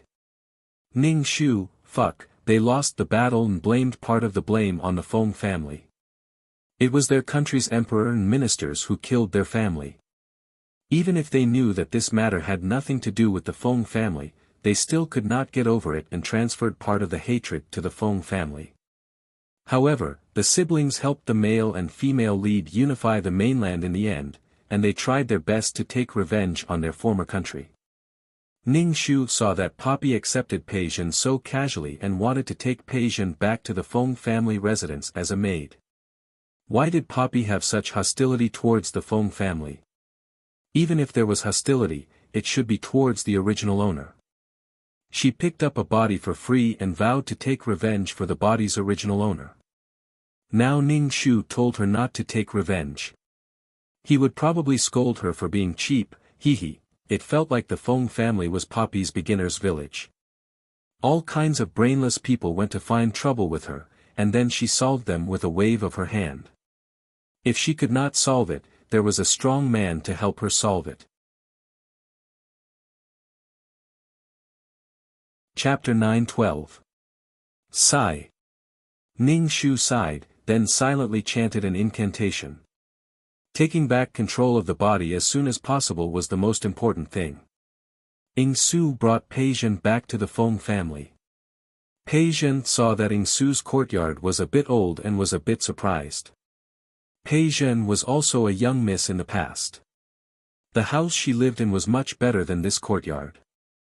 She asked, Does young miss live in a courtyard like this? That's right.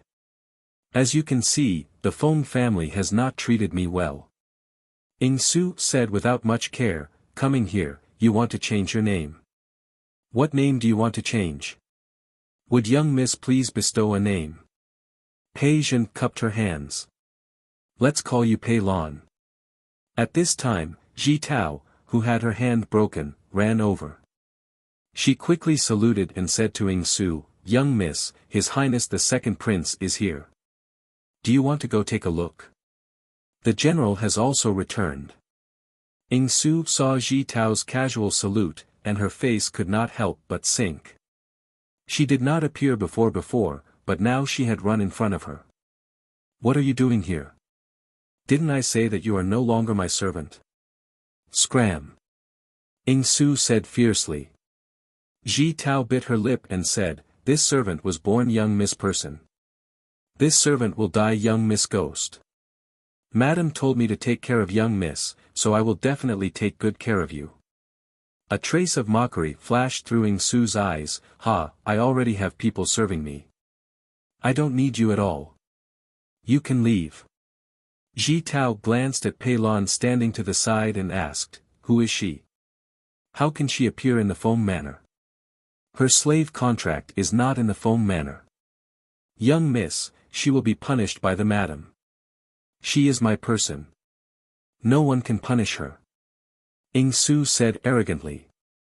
Pei Lon saluted Ing Su. This servant thanks young miss for your concern. Ji Tao's expression was a bit ugly. Thinking of how her wrist had been broken by the young miss, she was very fierce to her. The young miss was useless, yet she blamed her. Ji Tao still remembered the madam's orders and said to Ing Su, young miss, quickly change your clothes. The general and His Highness the Second Prince are waiting.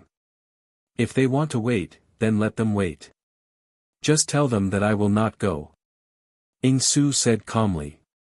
Ji Tao looked like she had seen a ghost and said, young miss, have you gone crazy? The general and His Highness the Second Prince are waiting for you. How can you not go? Poppy gave a cold laugh.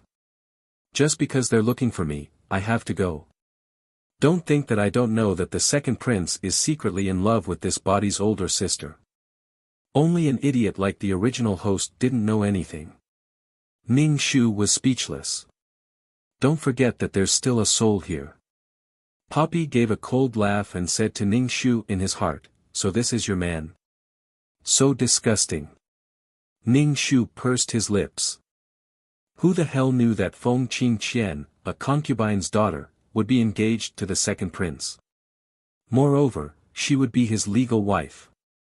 Could it be that it was to give Poppy another chance to perform? Ji Tao looked at her young miss in a daze. Ever since she woke up after falling into the water, her young miss had been very abnormal. It was as if she had lost her mind, and now she was saying such things shamelessly. Miss was really crazy. Just go and tell them that I'm not going. Poppy took a sip of tea and said without a doubt. Young miss. Ji Tao still wanted to persuade her. If she allowed her young miss to be like this, she would be punished by the madam. When would she be able to leave this courtyard? Either way, she didn't want to serve the fourth young miss. Also, the fourth young miss would hit her for no reason and even broke her wrist. What disloyal and unrighteous. She was just trying to make a living. Thinking like this, Ji Tao was too lazy to care about Poppy. She turned and left the room to report. But not long after, Ji Tao ran back and anxiously said to Poppy, young miss, if you don't go, the general will be angry. If you neglect the imperial family, the foam manor will be punished by His Majesty. Poppy was still expressionless. What does it have to do with me? Since they're looking for me, then come to this courtyard to find me. What, is this courtyard too shabby and can't be seen? Ji Tao was stunned and looked at Poppy in disbelief. Young miss, they are men. How can they enter the inner courtyard? I don't want to go. If they can't come, then forget it. Poppy sneered. Ji Tao shook her head and turned to leave. She didn't want to serve the fourth young miss anymore. Originally, the fourth young miss had a quiet personality. Saying that she was quiet was a compliment. Among all the young misses in the foam manor, she had the least sense of existence. What future did she have with this kind of master? Also, she could feel that her master didn't like her. Why don't you go? Ning Shu couldn't help but ask. Was it really okay to be this cool? Why should I go? I'm not someone who can come and go at a whim. Poppy's expression was cold. Ning Shu, not long after, the sound of footsteps could be heard outside the room. Immediately after, someone walked into the room. Walking in front was a middle-aged man with a long beard, thick eyebrows, big eyes, and a stocky build. He was quite tall and sturdy. Next to him was a young man. He was wearing brocade clothes and a jade crown on his head. His face was smooth and his appearance was dignified. His entire body had the noble aura of the imperial family. At this moment, he was sizing up his surroundings and furrowing his handsome eyebrows.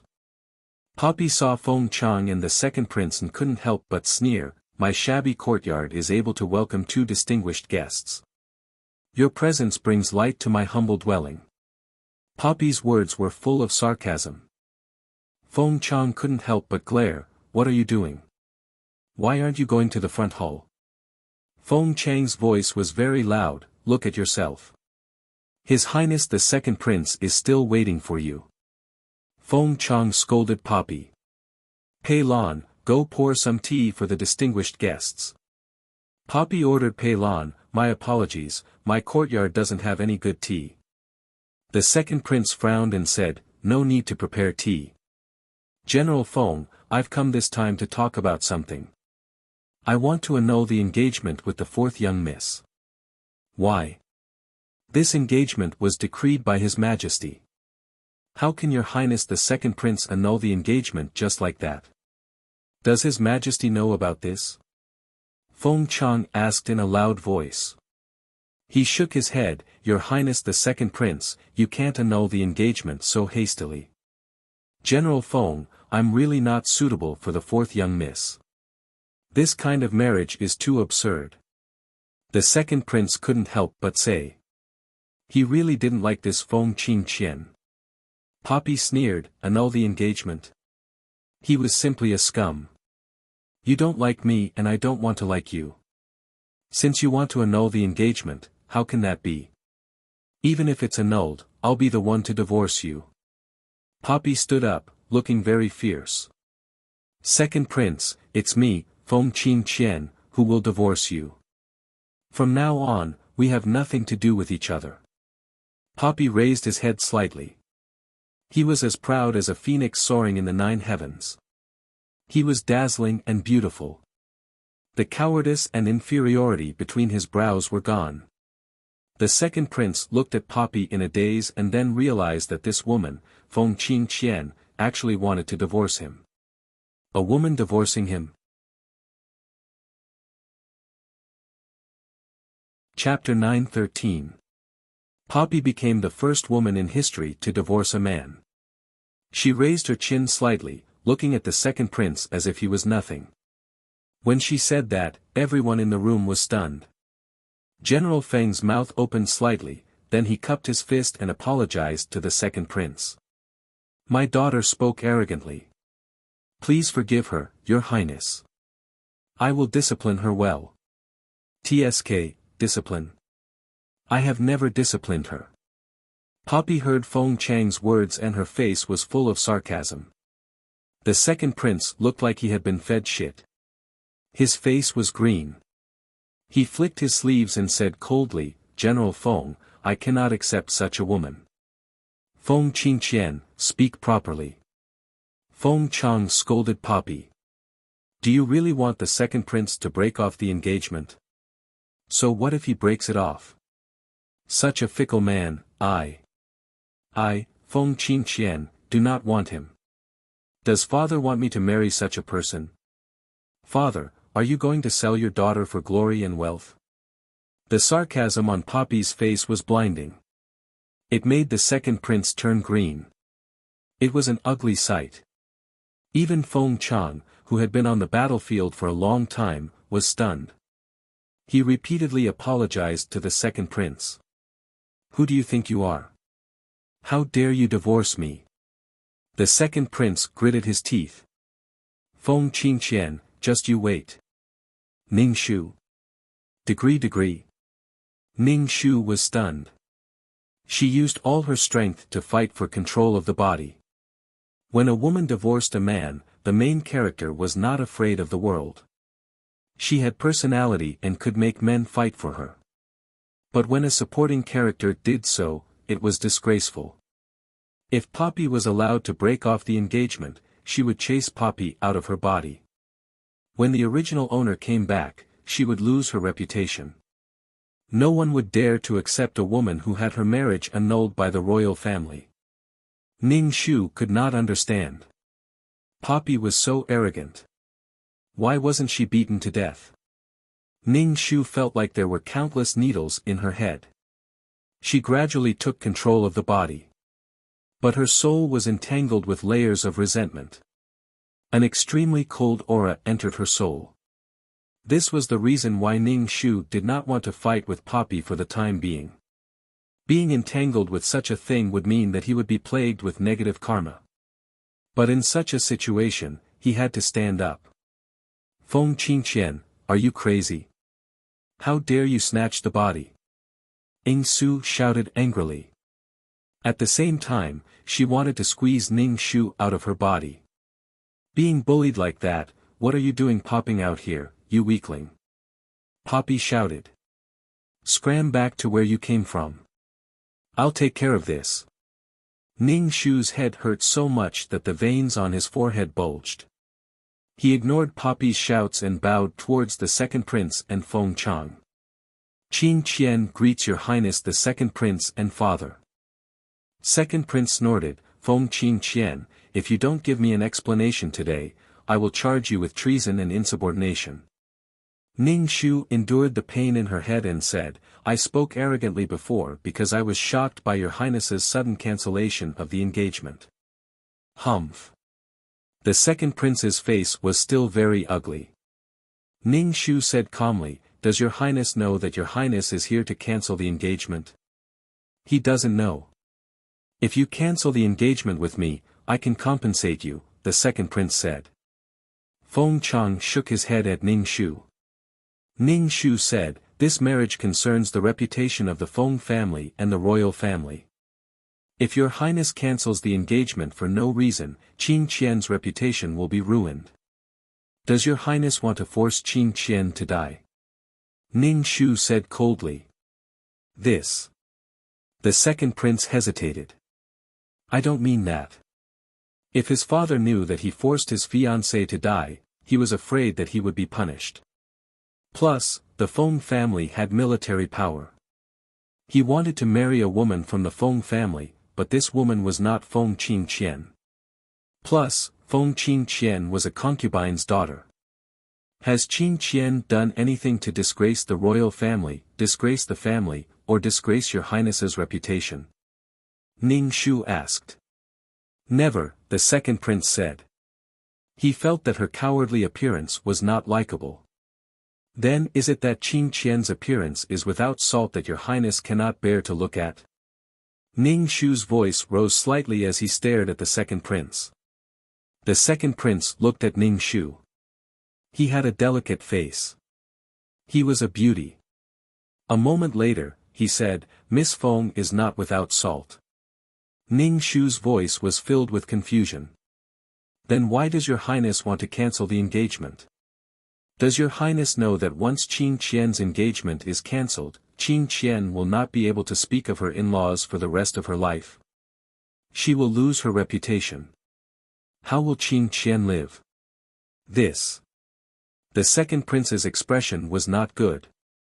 In the end, he said, Miss Feng is good, but this prince's heart already belongs to someone else. Ning Shu almost couldn't control the disdain on his face. Men were really fucking cheap things. They made all kinds of rules and made women look like they were the heavens, but they also felt that these kinds of women were boring. Oh. These women were all made from the same mold. They were like wooden people.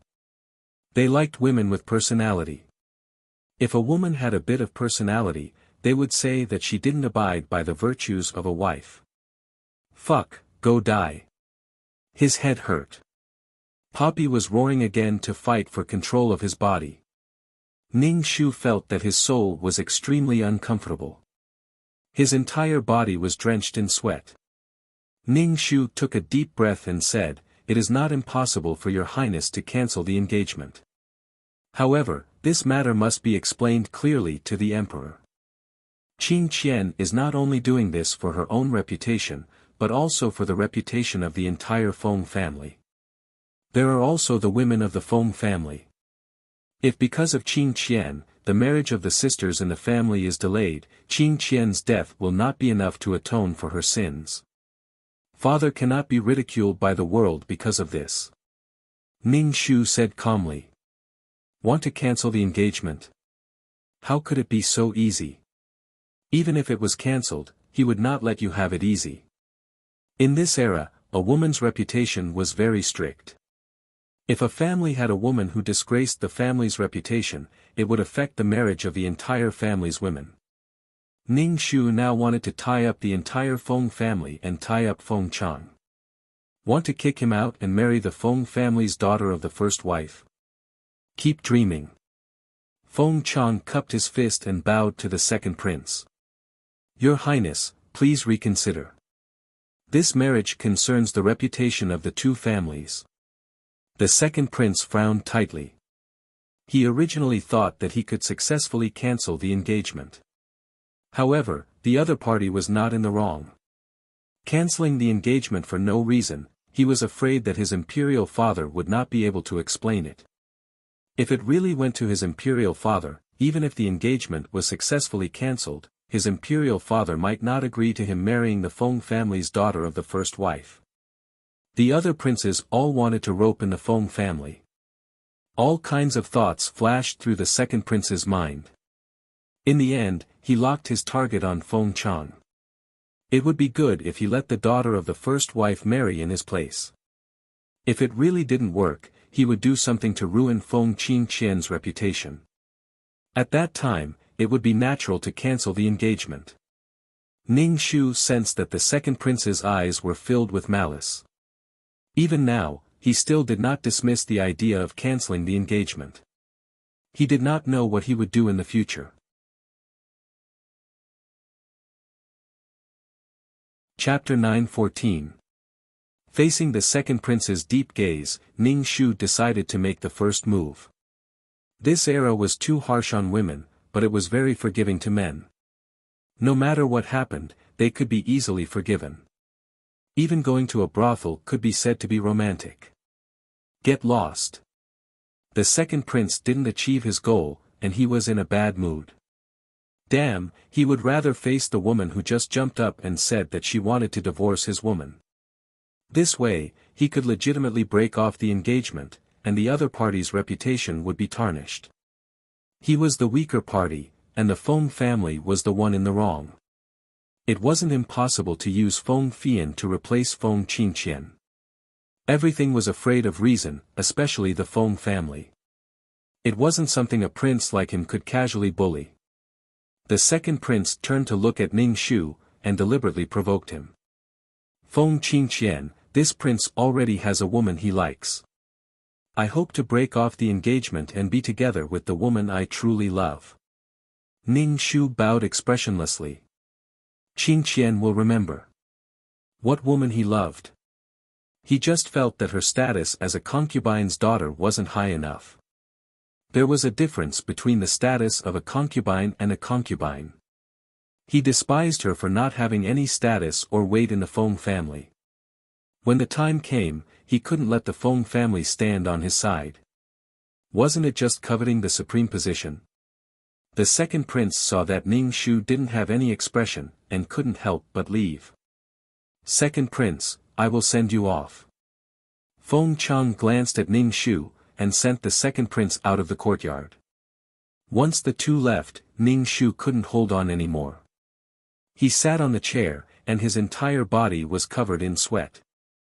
The moment he relaxed, Ning Su snatched his body back. Ning Shu didn't argue with her. He looked at the black aura on his soul. This black aura shuttled back and forth in his soul, making him feel very uncomfortable. These things could evoke negative emotions in his heart. Ning Shu's heart was very irritated now. Ning Shu chanted the exorcism incantation to get rid of the black aura on his body. Feng Qingqian, you're really... Ning Su was so angry that she swept the tea set on the table onto the floor. You're really so cheap that there's no cure for you. You can't bear to part with a man like this. Are you going to rely on your pure kindness to make the scumbag change his mind? Poppy absolutely loathed Ning Shu. Someone like you, and you still want to risk your life to live on. Everyone can bully the weak. Ning Shu coldly retorted, you are the cheap one, your whole family is cheap. If I was a bit weak, I would have given up my body. If I was weak, I would have died. If I wasn't like you who didn't know when to stop and act recklessly, I would have died. I say, you are treacherous, vicious, petty, and vengeful. Then why don't you just die? A person like you will only harm others and yourself, go die. Motherfucker, why do you deserve to live while others deserve to die, haha, Feng Qingqian, you dare to be mean to me now. If you have the ability, why don't you shout at that second prince? You cower in front of the second prince. He has already come to break off the engagement and you still act like you respect men. Disgusting, Ing Su coldly mocked. I don't dare to do anything to the second prince.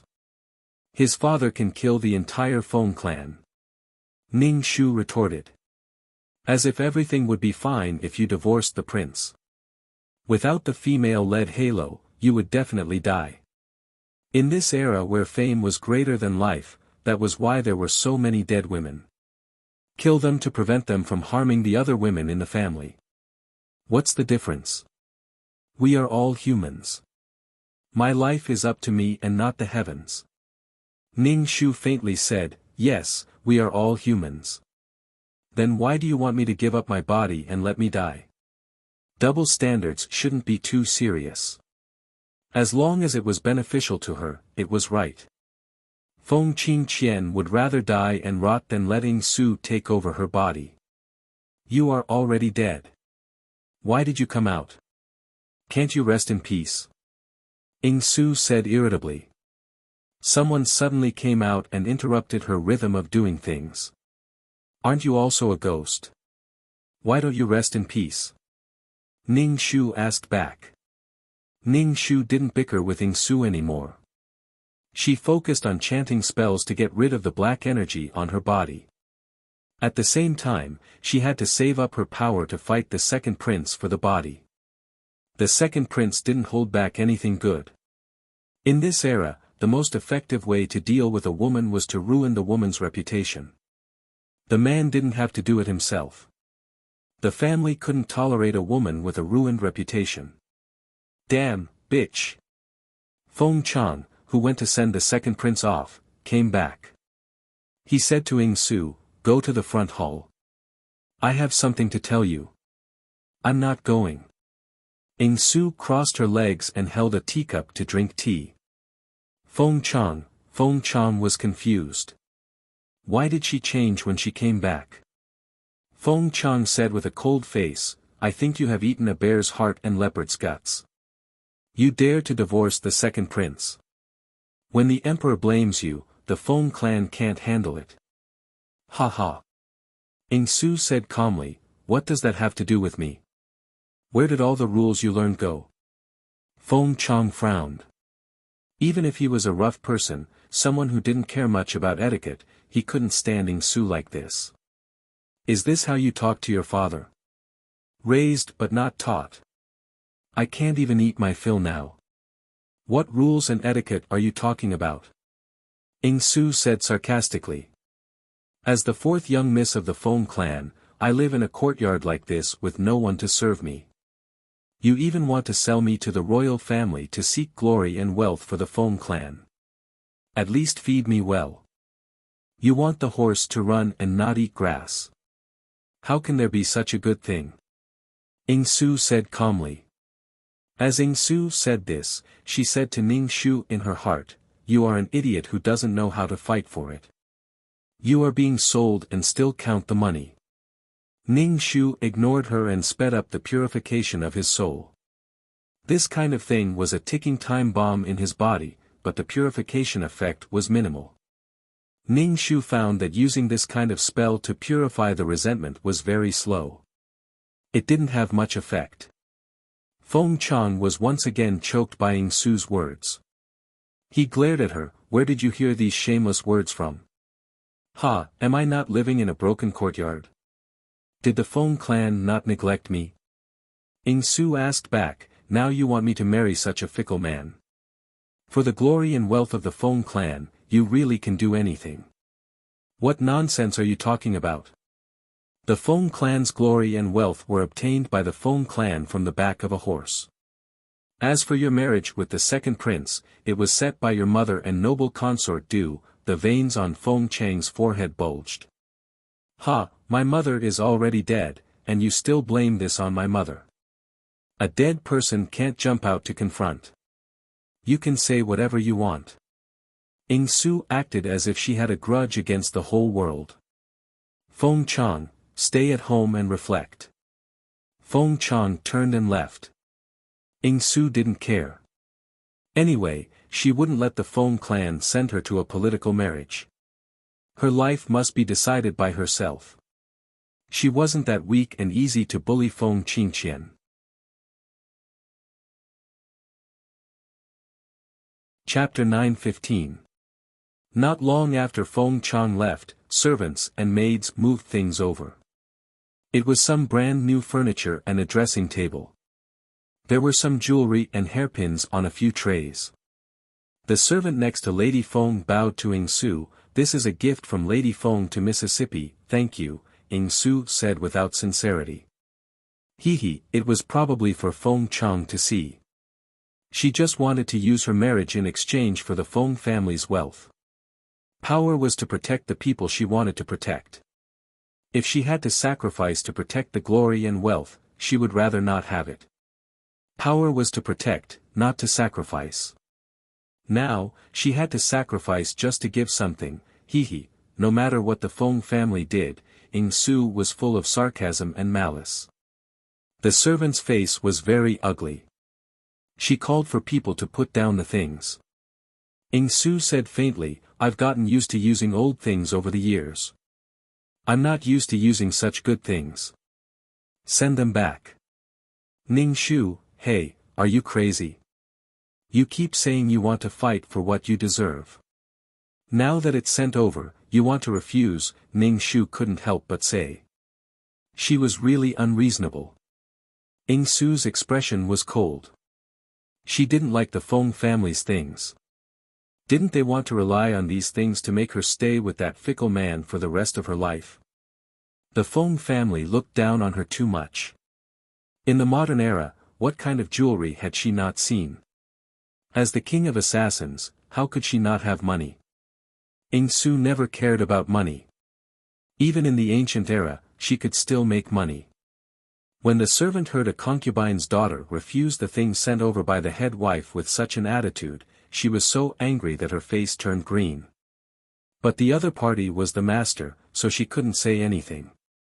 She said with a stiff face, "Fourth miss, this was sent over by the general and lady." "Oh, they sent it, so I have to accept it." "Okay, I accept it," Ing Su said faintly, "put down the things. You can leave." The servants put down the things. Their faces were a bit ugly. They worked so hard to move things over, but they didn't even get a tip. The servant left with the servants. Looking at the servant's appearance, she probably had a lot to say in front of Lady Feng. Ning Shu was very speechless. The king of assassins was so cool. He didn't need to care about the ways of the world and didn't need to consider other things. If you don't accept it, I'll make you accept it. If you still don't accept it, I'll kill you. Peilon, keep these things well. Take them to the shop and sell them. Ing Su grabbed a bunch of jewelry from her makeup box. "Miss, this is a gift from Madam. Is it really alright to sell it?" Peilon asked. Poppy said, "We need money to increase our strength. Since the items have been delivered, we will be in charge of them." "Yes." Peilon began to pack up the jewelry. Ning Shu said, "What right do you have to pawn these things? Fundamentally speaking, these things still belonged to the Feng family. Now that they were sent over, it could only mean that she had the right to use these things. These things were all registered." Why can't we use it when they send it over?" Poppy said coldly. Ning Shu was speechless. Using the Feng family's money to cultivate forces to deal with the Feng family, Ning Shu was really disgusted by Poppy's matter-of-fact attitude. Ning Shu looked at Poppy's soul with a heavy gaze. He had to think of a way to eliminate the aggressive resentment on Poppy's soul as soon as possible. Poppy was so unscrupulous. Was she not relying on her ability to occupy the body for a long time? Ning Shu wondered if the power of the spell was too low, so it was not effective on the things on Poppy's body. Some things were tightly wrapped around her body and could not dissipate. Ning Shu felt like a foolish old man trying to move a mountain. Trying to snatch Poppy's body by force would only result in her soul being tainted. Ning Shu did not want her soul to be tainted by these damn things, as tainting it would affect a person's will, and affect their emotions as well. If he could not control his emotions, he would be in a lot of trouble when doing missions. Ahem. 2333's voice suddenly sounded in Ning Shu's mind. Ning Shu, I have an idea. Do you want to hear it? Speak. Ning Shu raised an eyebrow. It was the first time he saw 233 being so proactive. He was probably trying to coax him into doing some mission in the system so that he could complete his data. Karma can be eliminated with merit. 2333 said. But seeing that this killer has quite a lot of karma on him, it would probably require a lot of merit. Ning Shu was suddenly conflicted. Merit was not easy to get at all. Doing good deeds was not easy and there might not be merit. Was he going to use the merit on Poppy? Was he going to eliminate Poppy's karma? Originally, he was being pointed at his nose and scolded as a stupid cunt and called a weakling. He even had to use the merit that he had painstakingly earned to eliminate Poppy's karma. Damn it, he was not going to do this mission anymore. Ning Shu first used some merit to dissipate the black aura on his body. Suddenly, a string of golden light rushed into his soul and the black aura on his body melted like snow. In a short while, his soul was clean and clear and he felt refreshed. It was good stuff indeed. Ning Shu looked at Poppy's soul and felt conflicted. He really did not want to use the merit on Poppy. My soul is protected by merit. She should not be able to attack me. Ning Shu asked 2333. Probably not. With great merit, no one dares to mess with you. But I don't know about these vengeful spirits that have no consciousness. 2333 said. The spirit orb is very violent. It should be trying to swallow Poppy's soul. Soul pearl. Ning Shu was a little curious. It wants to devour her soul. If I had not suppressed it, it would have rushed out. Otherwise, your soul and Poppy's soul would have been absorbed by the spirit orb. 2333 said. The spirit orb likes to swallow all kinds of souls. Great merit, those with karma and all kinds of vengeful spirits. Wait until I take over the body. Ning Shu began to fight for control of the body. Feng Qingqian, you are starting to act up. Poppy held her head, feeling as if it was going to explode. What is it that you are not satisfied with? I can just finish it for you. Why do you have to be so persistent? Miss, what's wrong? Pei Lan looked at Poppy's pained face and her eyes were red. She gritted her teeth so hard that her gums were bleeding. Ning Shu slowly fought for control of the body. With the protection of merit in his soul, the black aura on Poppy's body did not affect him much. Miss. Pei Lan shouted. Ning Shu looked up at Pei Lan. Pei Lan was shocked by Ning Shu's gaze and asked, Miss, are you all right? I'm fine. Keep these things first. There's no need to sell them. We'll talk about it later. Ning Shu used a handkerchief to wipe the cold sweat off his forehead. Chapter 9:16. Pei Lan looked confused. Earlier, Miss had said that she was going to pawn these things. Now, she was saying that she was not going to pawn them. Why was she acting so differently? Ning Shu saw that Pei Lan was standing there motionless. He raised an eyebrow and asked, Is there a problem? Didn't Miss just say, I was just saying.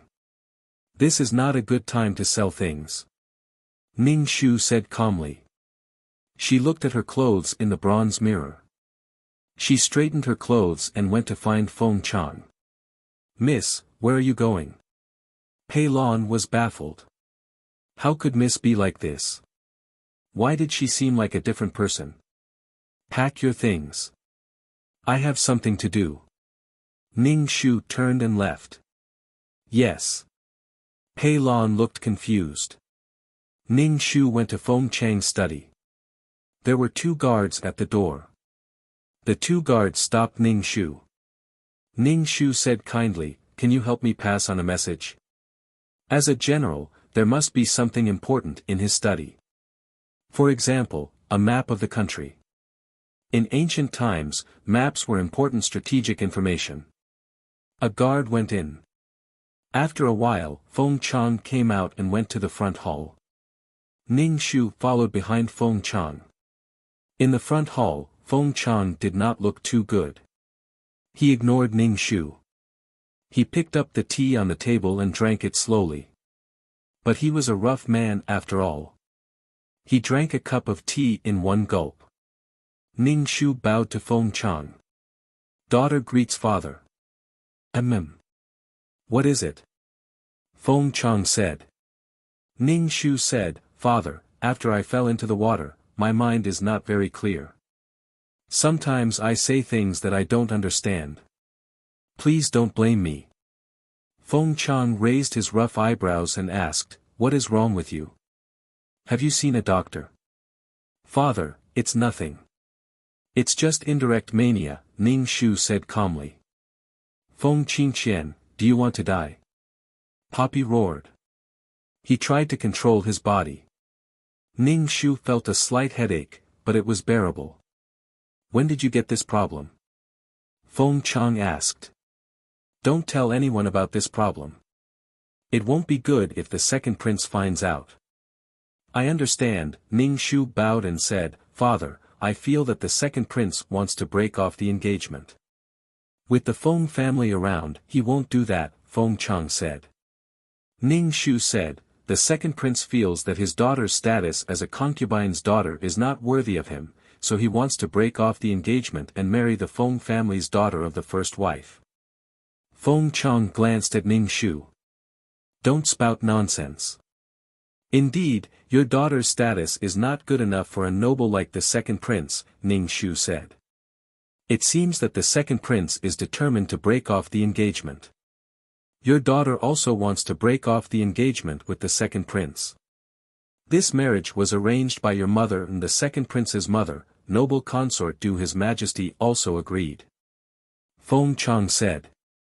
"As a concubine, how could the original owner's mother have anything to do with the noble consort in the palace? Unless the noble consort knew that the original owner's mother was a princess of another country." Ning Shu asked, "How did concubine mother know the noble consort and even have an engagement with the noble consort?" "Your mother saved noble consort Du's life by chance. Noble consort Du said that she wanted to repay the debt of saving her life, so she arranged the marriage." Feng Chang said calmly. Hearing this, Ning Shu wanted to laugh out loud. What debt of saving her life? Ning Shu didn't believe a single word. Noble consort Du really wanted her son to marry a concubine's daughter from the general's manor? Didn't she see that her own son disliked her? She was thinking of ways to break off the engagement. Ning Shu pulled the corner of his mouth and said, "Father, I want to break off the engagement. Can father let your daughter see His Majesty? Why do you have to break off the engagement? Noble consort Du won't let the second prince break off the engagement with you. You can rest assured." Feng Chang said. Ning Shu could only helplessly say, "But the second prince doesn't like your daughter. What if he tarnishes your daughter's reputation in order to break off the engagement? At that time, your daughter's reputation will still be ruined and you will be abandoned. You will implicate the Feng family and father. It can't be that bad, right? This won't do him any good." Feng Chang thought about it in his mind. People who fought on the battlefield weren't really stupid. The twists and turns inside could be understood with a little thought. If your daughter's reputation was tarnished, the second prince would be the victim and the Feng family would be the one in the wrong. At that time, it would be reasonable for the second prince to ask to marry another woman from the Feng family. Feng Chang's face trembled and said, "When you see His Majesty, what are you going to say? Of course, your daughter wants to fulfill the second prince's love and let them be together. Ning Shu said matter-of-factly. Feng Chang. I see that you haven't recovered from your intermittent mania. Go back and stay well. Don't talk about this anymore. Feng Chang waved his fan-like hand at Ning Shu. Father. Ning Shu shouted. Go back. Feng Chang said firmly. His body was full of the iron blood and majesty of a soldier. Ning Shu could only bow and leave. Along the way, Ing Su was noisy. It's just a man and you want to fulfill their love. Feng Qingqian, I have never met someone as disgusting as you. Just abandon this kind of man, Ing Su said coldly. Ning Shu smiled. You are also one of the most disgusting people I have ever met. Back in the courtyard, Ning Shu said to Pei Lan, young miss, the things have been ordered. This is the list. Ning Shu nodded and took the list. Ing Su desperately tried to fight for control of the body. Ning Shu felt that she was gradually losing control of the body. In the end, she completely lost control. She was the female lead after all, the one who was loved by the heavens. When this body was taken over by Ing Su, she had great luck and everything went smoothly. But when it was her turn, she immediately became an evil stepmother. Once Ing Su took over the body, she immediately said to Pei Lan, sell everything on this list. Young miss? Pei Lan was really a little confused. This repeated over and over again, she didn't know what to do. Young miss, do you really want to sell it? Pei Lan asked. Ing Su slapped the list on the table. Why keep it? Sell it all. Okay. Pei Lan wanted to take the list on the table. One hand pressed on the list. Pei Lan turned to look at the owner of the hand in confusion. No need to sell it. The other party smiled. Pei Lan. Young miss, are you selling it or not? Pei Lan suppressed the irritation in her heart and asked in a low voice. Sell it all. The other party's face was twisted as she said through gritted teeth. Pei Lan. Then young miss, I am really going to sell it? Pei Lan asked again to confirm. Was her master crazy? No need to sell it.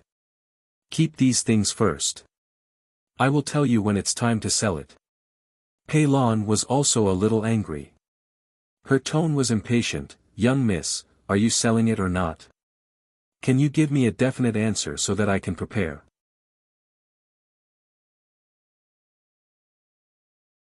Chapter 9:17. Pei Lan didn't know what to do. She said she would sell, and then she said she wouldn't sell. Ning Shu said to Ing Su, if you dare to sell these things, I will take you down with me. She wanted to use this money to develop. Impossible.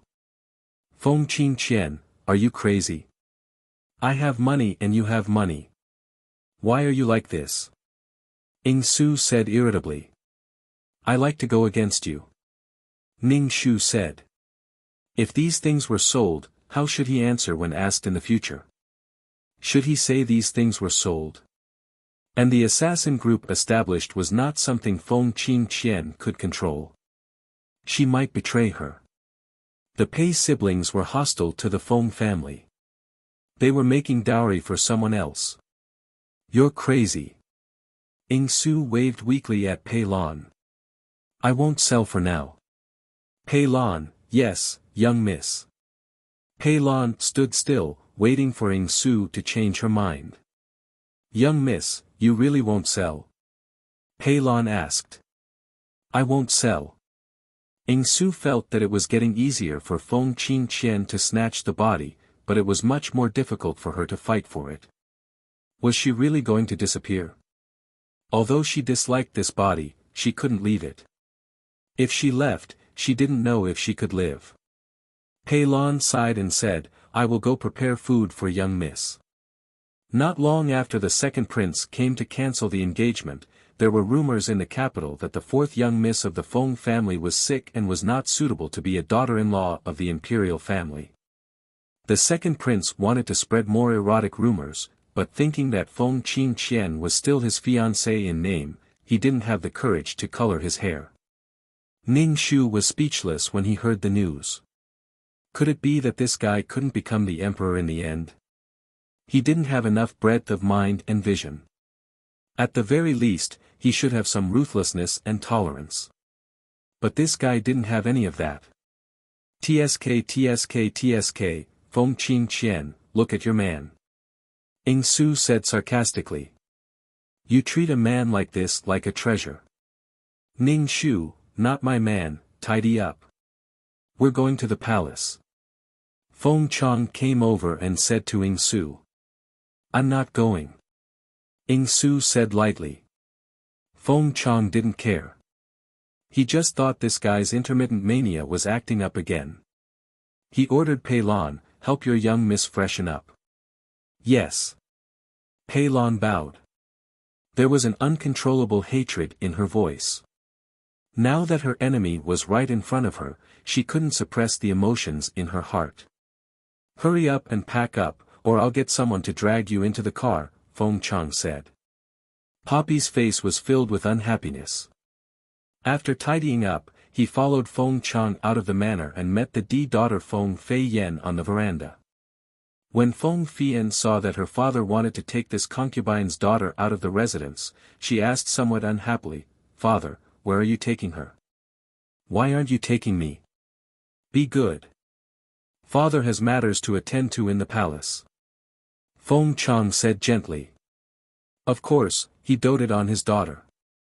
Poppy was watching from the side, his face full of contempt and mockery. Fourth younger sister, mother was pushed to the ground by you. Why didn't you go and check on mother? Feng Feiyan questioned Ing Su. At the same time, she was complaining to Feng Chang. Poppy sneered and simply ignored Feng Feiyan. What kind of attitude is this? Feng Feiyan's face was ugly. Father, look at him. A concubine's daughter doesn't even greet your own daughter. He has no manners at all. What manners do I know? He didn't teach me any manners at all. Sorry, I won't greet you. Poppy's face was cold. No matter how one looked at him, he was arrogant and condescending. Feng Feiyan was so angry that her face turned green. She stomped her feet and shouted at Feng Chang, Father, look at him. Be good. If there's anything, wait until father comes back. Feng Chang said. Feng Chang brought Poppy to the palace to seek an audience with His Majesty. They waited outside the palace. Feng Chang said to Poppy, Second Prince insists on breaking off the engagement with you. When you see His Majesty, you know what to say. Of course I know. Poppy said. A eunuch came out of the palace and said, General Feng, His Majesty summons you. Feng Chang brought Poppy into the palace. Feng Chang knelt on the ground to greet His Majesty, but Poppy stood upright and looked straight at His Majesty. Feng Chang turned his head and saw Poppy like this. He was shocked and quickly said in a low voice, Kneel down to greet His Majesty. Poppy sneered, plop. Ning Shu knelt on the ground and felt pain in her knees. This subject's daughter greets His Majesty. Long live His Majesty. Ning Shu shouted in a clear voice while kowtowing. Feng Qingqian, will you die if you don't come out? Poppy lost control of her body and immediately roared. Feng Chang let out a sigh of relief. It was better to break off the engagement. She had this problem from time to time. Even if she married Second Prince, her life would probably be abandoned. What did General Feng come to Feinjin for? The emperor looked at the memorial and asked. The emperor was now middle-aged. His face was indifferent, neither happy nor angry. This. Feng Chang was somewhat hesitant. My beloved subject, just say it. The emperor put down the memorial and raised his eyebrows. Feng Chang cupped his hands and finally sighed. This subject came to ask His Majesty to break off the engagement between Second Prince and this subject's concubine's daughter. Oh. The emperor raised his eyebrows and said in a dangerous tone, "What, Zhen's son is not good enough for your daughter?" Feng Chang quickly kowtowed, "Second prince's status is noble. His appearance is heavenly. It is this subject's daughter who is not good enough for second prince. My beloved subject Feng, Zhen does not want to hear these words." The emperor focused his gaze on Ning Shu, who kept kowtowing on the ground. "Tell me, why do you want to break off the engagement?" Ning Shu shrank back, answering His Majesty, "This subject's daughter knows that her status is low and does not gain second prince's favor. Moreover, second prince already has a woman he likes. He hopes this subject's daughter can withdraw. Second prince has already gone to Feng family to break off the engagement. This subject thought that Qingqian is indeed not good enough for second prince, so I brought it up and asked His Majesty to make a decision." Feng Chang kowtowed and said, "Who is the woman that second prince likes?" The emperor flipped through the memorial without much care. His fingers leisurely plucked a string of round and clear jade. "This subject does not know," Feng Chang said. "Since this marriage was set by Imperial Concubine Du, go and call Imperial Concubine Du and second prince over." The emperor ordered the eunuch beside him. After a while, Imperial Concubine Du arrived first. When she saw Feng Chang and Ning Shu, she glanced at Ning Shu and saluted to the emperor. "Imperial Concubine Du, Feng family now wants to break off the engagement, saying that second prince has a woman he likes," the emperor said. Imperial Concubine Du was wearing a graceful and luxurious palace dress. She was over 30 years old but still had a beautiful face. When she heard the emperor's words, she froze for a moment. She looked at Ning Shu and immediately said, "This subject's concubine likes Feng family's girl. Second prince does not have any woman he likes." Imperial Concubine Du said to Feng Chang, "General Feng, this marriage was set by this concubine and Qingqian's mother. Now that Qingqian's mother has passed away, we should follow the wishes of the deceased."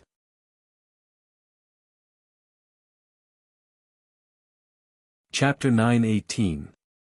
Nyang Nyang, although the marriage is between the two families, it's still a couple's life. His Highness has already said that he doesn't like Qingqian. Besides, Qingqian is a concubine's daughter after all. She doesn't know how to follow the rules. I'm afraid that she will bring shame to the imperial family," Feng Chang said helplessly.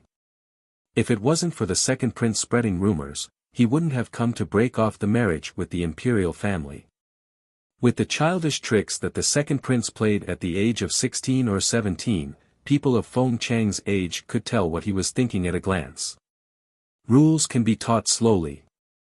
If you don't understand now, wait until you get married and understand each other, then you will naturally be able to help each other. Noble Consort Du said, "I will definitely love Qingqian as my own daughter. Imperial concubine likes her so much." The emperor raised his eyebrows. His expression was indifferent. No one could tell what he was thinking. Imperial Concubine Du laughed, "Qingqian and Qingqian's mother are close friends. Now this child has lost her mother at such a young age. Qingqian must love her more." The emperor curled his lips and didn't speak. "Emperor, the second prince is waiting outside the hall." A eunuch came in and bowed to the emperor. "Let him in." When the second prince came in and saw Feng Qingqian, he was stunned. Obviously, he didn't expect that a concubine's daughter from the general's manor would be here. "Qingqian greets imperial father. The daughter of the Feng family said that you have a girl you like. Now she wants to break off the marriage and let you be with the girl you like," the emperor said indifferently. The second prince knelt down, "Imperial father, Qingqian already has a girl I like." "It's, Emperor, Su-er doesn't have a girl he likes." Imperial Concubine Du interrupted the second prince and forced a smile. The second prince didn't understand. But when he saw his mother's sharp eyes, he knew that his mother was angry. He obediently kept quiet. "Emperor, Qingqian has something to say." I want to speak with Emperor alone. Feng Chang said. Imperial concubine Du turned to look at Feng Chang. Her expression was very bad. The emperor nodded. Okay, you can all leave first. Ning Shu stood up. He felt that his legs were numb and left the palace. Qing Qian, if you've been wronged, you can just tell Ben Gong. There's no need to make a fuss about breaking off the engagement. Noble consort Du took Ning Shu's hand and said bitterly, if Su bullies you, you can tell me first. I will definitely protect you. Concubine Du said. Ning Shu grinned. It was too abnormal for an imperial concubine to be so attentive to a concubine's daughter from the general's residence. She must have some ulterior motive. Most likely, she was targeting this body's princess mother. I hate it when people touch me.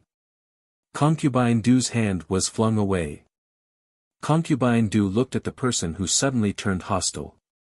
Second prince next to her saw the arrogant look on her face and said with a cold face, Feng Qingqian, I hate your behavior. Who do you think you are? Su, her. Concubine Du called out to second prince. She turned her head and said with a trembling face, Qingqian, people who have to live their lives quarreled.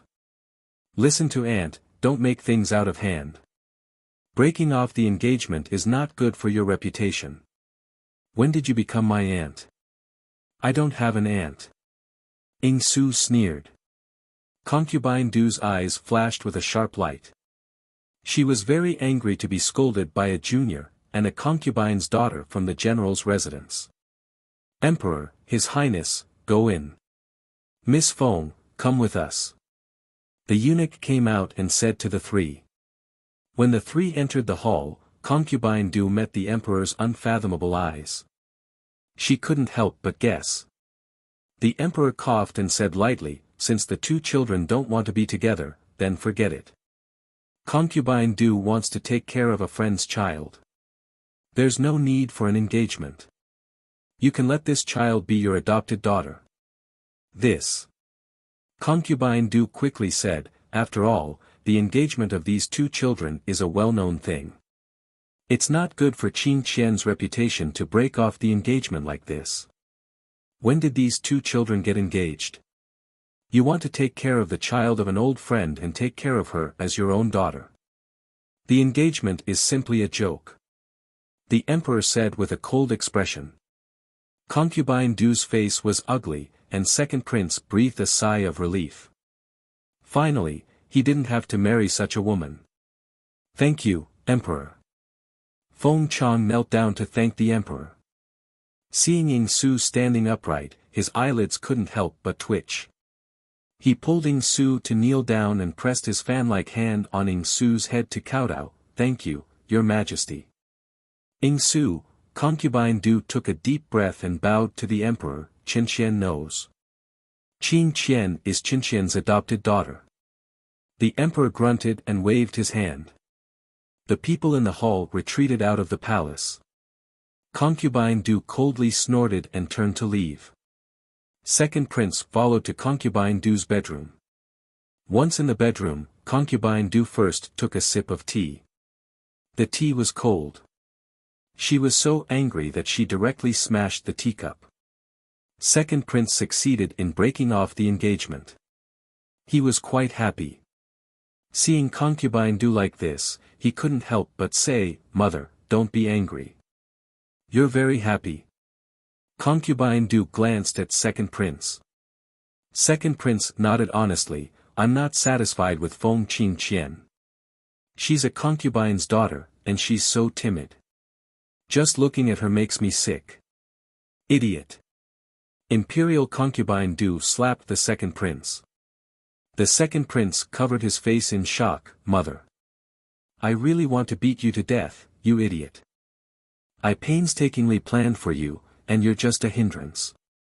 Concubine Du was so angry that her whole body was trembling. This Feng Qingqian is not a concubine's daughter of the Feng family.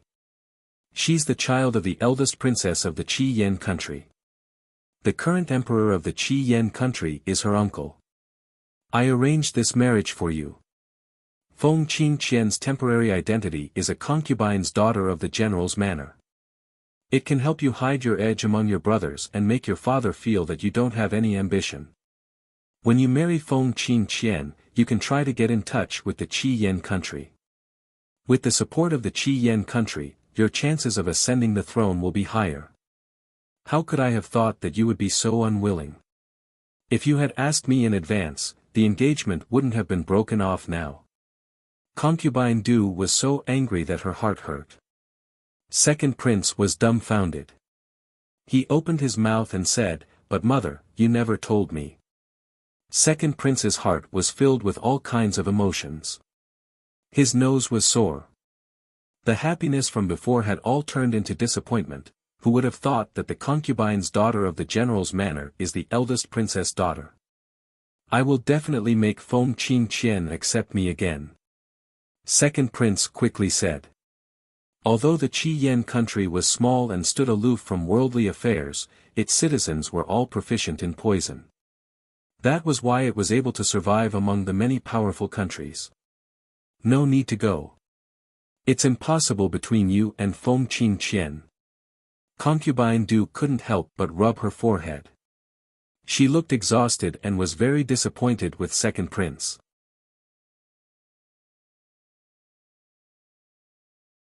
Chapter 9:19. The second prince opened his mouth. He went from heaven to hell.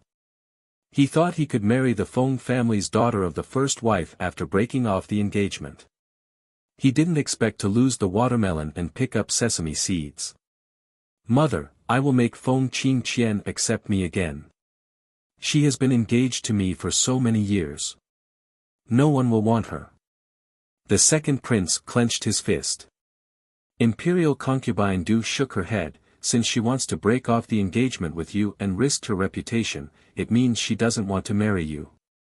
Your father won't agree. I'm afraid that old man Feng Chang told your father about Feng Qingqian's background. In order to cut off our thoughts, he directly gave Feng Qingqian to me as a foster daughter. You and Feng Qingqian will never be together again. Imperial concubine Du wanted to slap the idiot again. It's okay if you're stupid. You're my son. Do you really think I will find you another concubine's daughter? Imperial concubine Du said coldly. The second prince was more disappointed than Imperial concubine Du. Feng Qingqian's weakness of being timid and not having her own opinions had now become a strength. When they got married, he would have the final say. The second prince sat on the chair in a daze. He was extremely regretful. Finally, he complained, why didn't that Feng Qingqian tell me she is the princess daughter? Did she deliberately not say it? I'm afraid she doesn't even know her own background. Imperial concubine Du sighed, more than 10 years of planning was ruined by you. Any random person from the Qi Yan country is a poison master. Mother, I can't accept this. The second prince roared. So what if you can't accept it? Before you do anything, think about your father. He sits on the high platform and can see everything clearly. Imperial concubine Du waved her hand, leave the palace first and let me have some peace. Imperial concubine Du didn't want to see him at all. On the other side, Ing Su was pushed into the carriage by Feng Chang as soon as she left the palace. They returned to the Feng family at the fastest speed. Then he said to Ing Su, stay in the courtyard. Don't run around. What right do you have to imprison me? I can go wherever I want. You can't control me. Ing Su said with a cold face. Feng Chang looked at her as if she was sick again. He didn't mind her at all. Just stay at home. Fuck, did she think that she was crazy? Feng Qingqian, that bitch, was talking nonsense. General, it's time to eat. Qingqian is here too. Let's eat together. The Lady Wang came out of the house. When she saw Ing Su, her face stiffened. Then, she gently invited Ing Su. Poppy sneered. Who knew how much he hated her in his heart, yet he could still invite her with a smile. What a hypocrite. I can't afford to eat exotic delicacies. I'd rather go eat my coarse wild vegetables. Poppy said, deliberately making fun of them. Madame Wang could no longer maintain her expression. She couldn't help but look at Feng Chang and say, then I'll have the servants send the food to your room. Don't be like this. You can just ignore me like before. Don't pretend to be virtuous. I feel tired for you. Poppy waved his hand and brushed past the Lady Phoenix.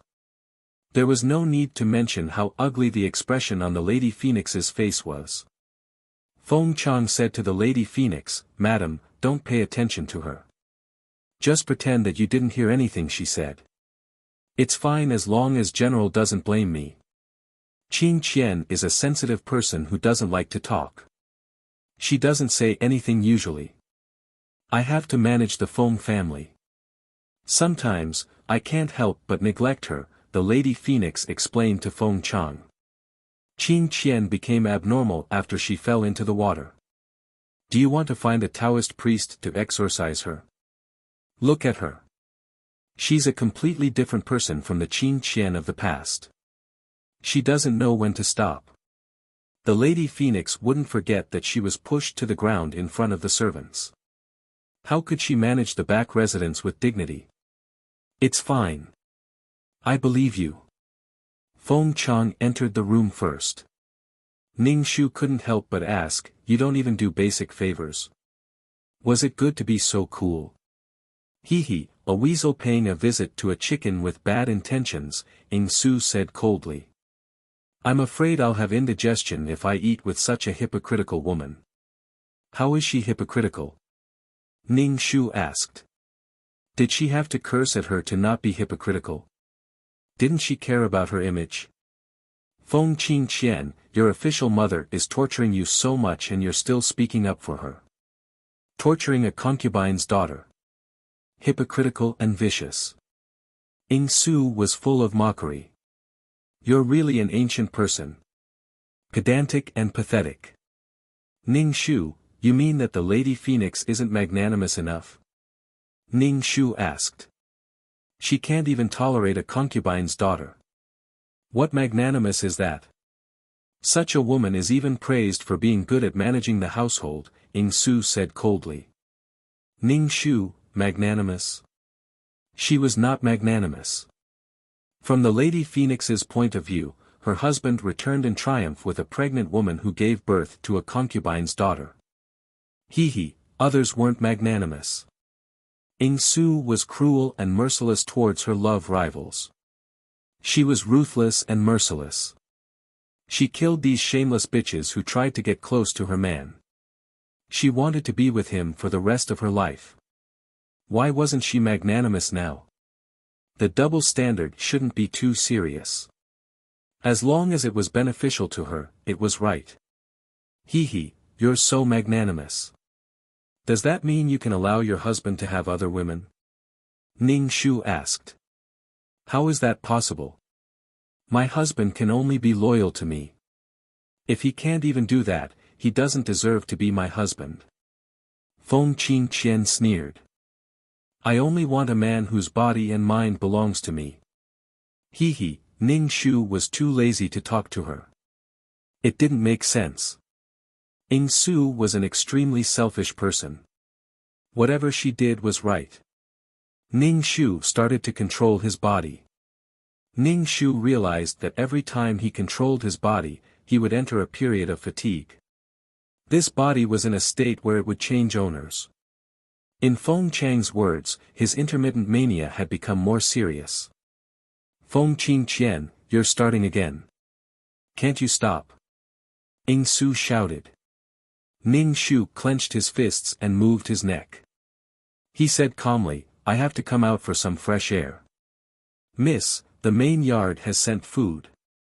Do you want to eat? Pei Lan asked. Okay. Ning Shu nodded. A maid came in with a food box. She placed a few plates of delicious food on the table. Ning Shu picked up his chopsticks and picked up the food. He sniffed to see if there was anything extra. Ning Shu ate slowly. He chewed and swallowed slowly. Since he came to this world, this was his first meal. Drinking the hot soup and warming his stomach, this meal made him feel blissful. The bliss of being alive. Ning Shu finished eating. The maid who brought the food put away the plates. Ning Shu wiped his mouth and said, "Thank mother for me." The maid was stunned. She bowed and said, "I will remember." After eating her fill, Ning Shu stretched lazily and began to take a stroll in the courtyard, turning a deaf ear to Poppy's roar.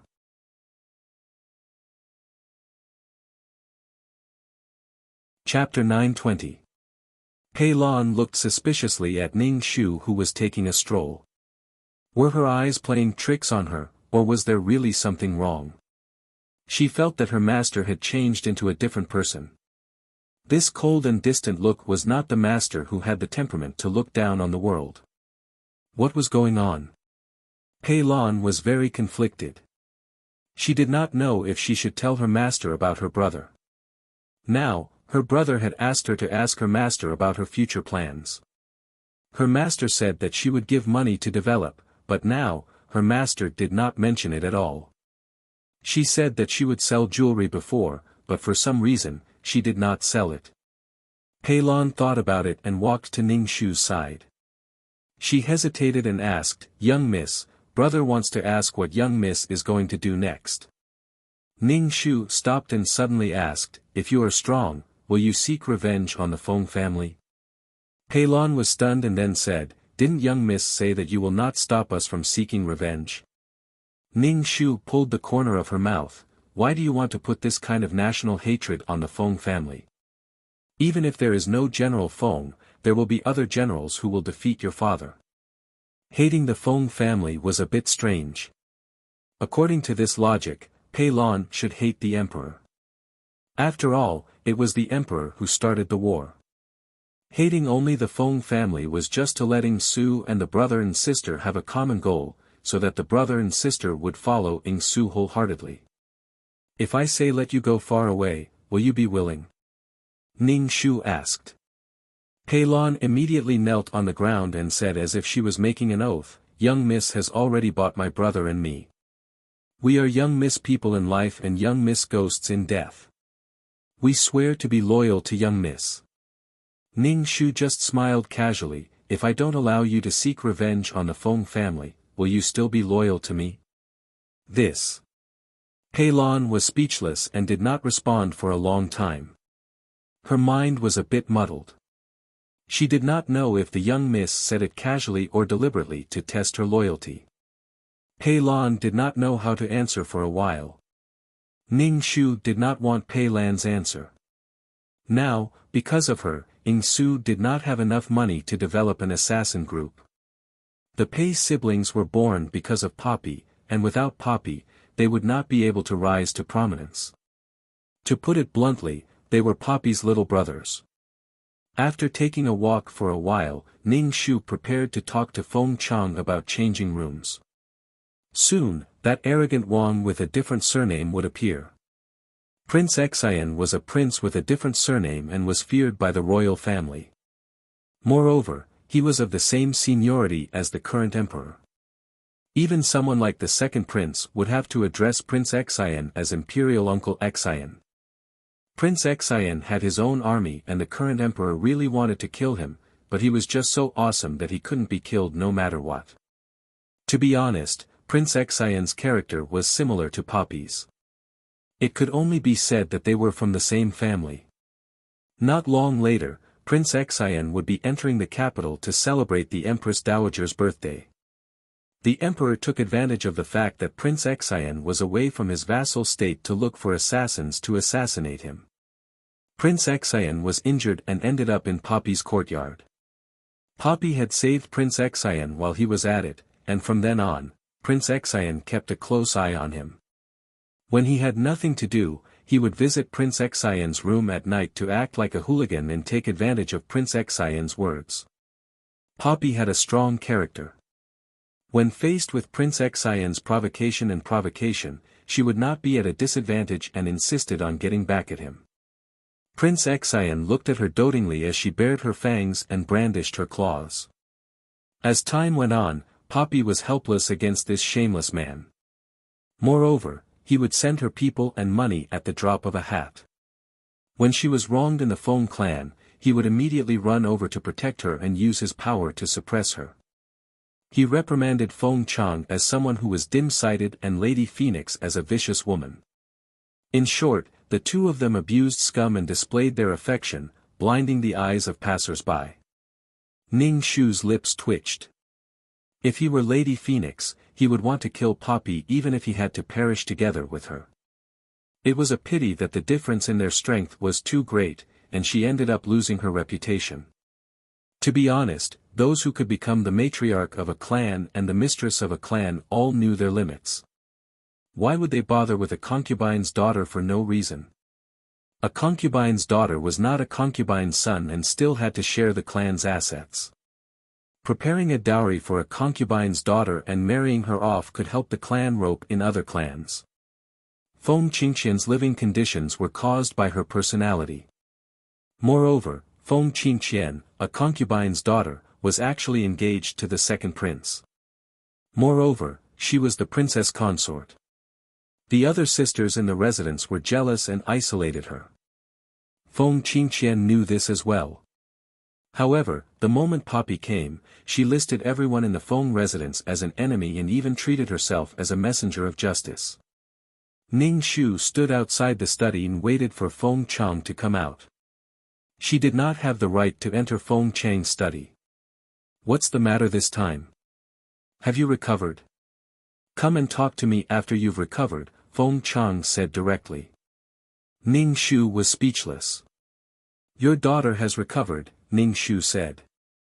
Ning Shu did not stand on ceremony and said, Father, I would like to change to another courtyard. That courtyard is a little leaky. Feng Chang threw a glance at Ning Shu. Are you telling me that the Feng clan is harsh on you? Father, I don't think so, Ning Shu bowed and said. She wanted to avoid Prince Xian who was injured and hiding in the courtyard. I would like to renovate that courtyard. It's a little damp. Ning Shu said, I actually know about my background. I've always been grateful to you for giving me a place to stay. Oh. Feng Chang raised his brows in surprise. When did you find out? Your mother told you. Ning Shu did not say anything. Feng Chang drank a cup of tea, thought for a while and said, Go and squeeze with Fian. With Feng Fian? Ning Shu said awkwardly, Father, I've pushed mother to the ground when my illness acted up. Now, second sister probably doesn't like me and won't let me stay. You. Feng Chang pointed at Ning Shu. You've called her mother for so many years. No matter how irrational you are, you can't do such a thing. You don't want your reputation anymore. The person you pushed was my wife. I'm sorry.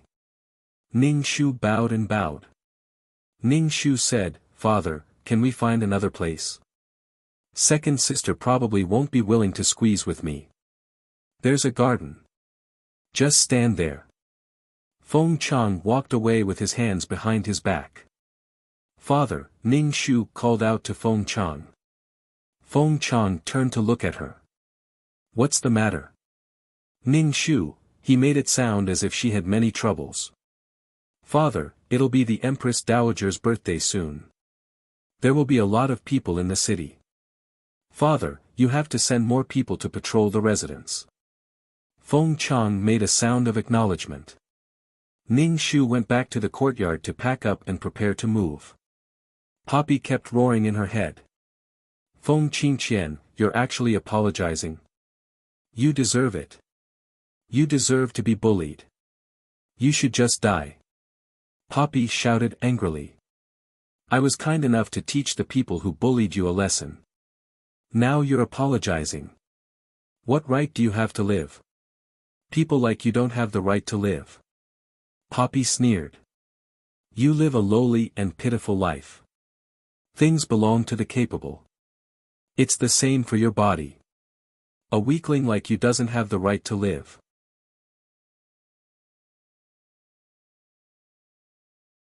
Chapter 921. Only the strong could live.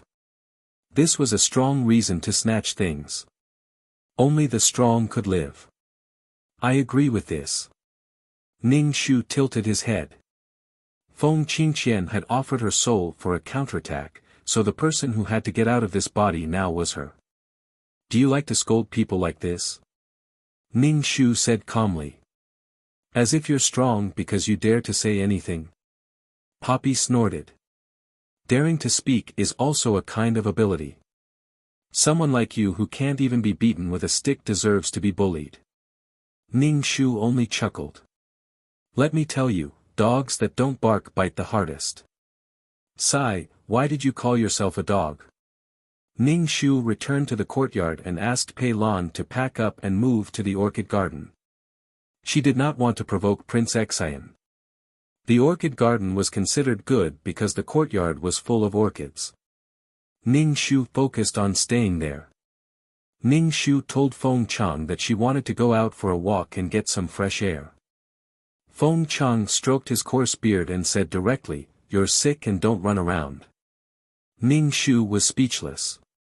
However, Ning Shu went out to buy a cinnabar pen and some cinnabar. Poppy's situation was because she was possessed by a malicious spirit. She had to be dealt with by the Maoshan Taoist priests. 2333 said that merit could remove Poppy's negative karma, but she would not use the merit she had painstakingly obtained on her. She could not make ends meet on a mission. Moreover, the spirit orb coveted Poppy's soul and wanted to devour her soul. It was probably because of the negative karma on Poppy's body. It was not good to use merit to remove it. Ning Shu wore a veil and bought the tools to draw talismans. She did not stay on the streets and returned to Feng Manor. Feng Qingqian, what are you doing? Poppy looked at Ning Shu writing and drawing on the paper.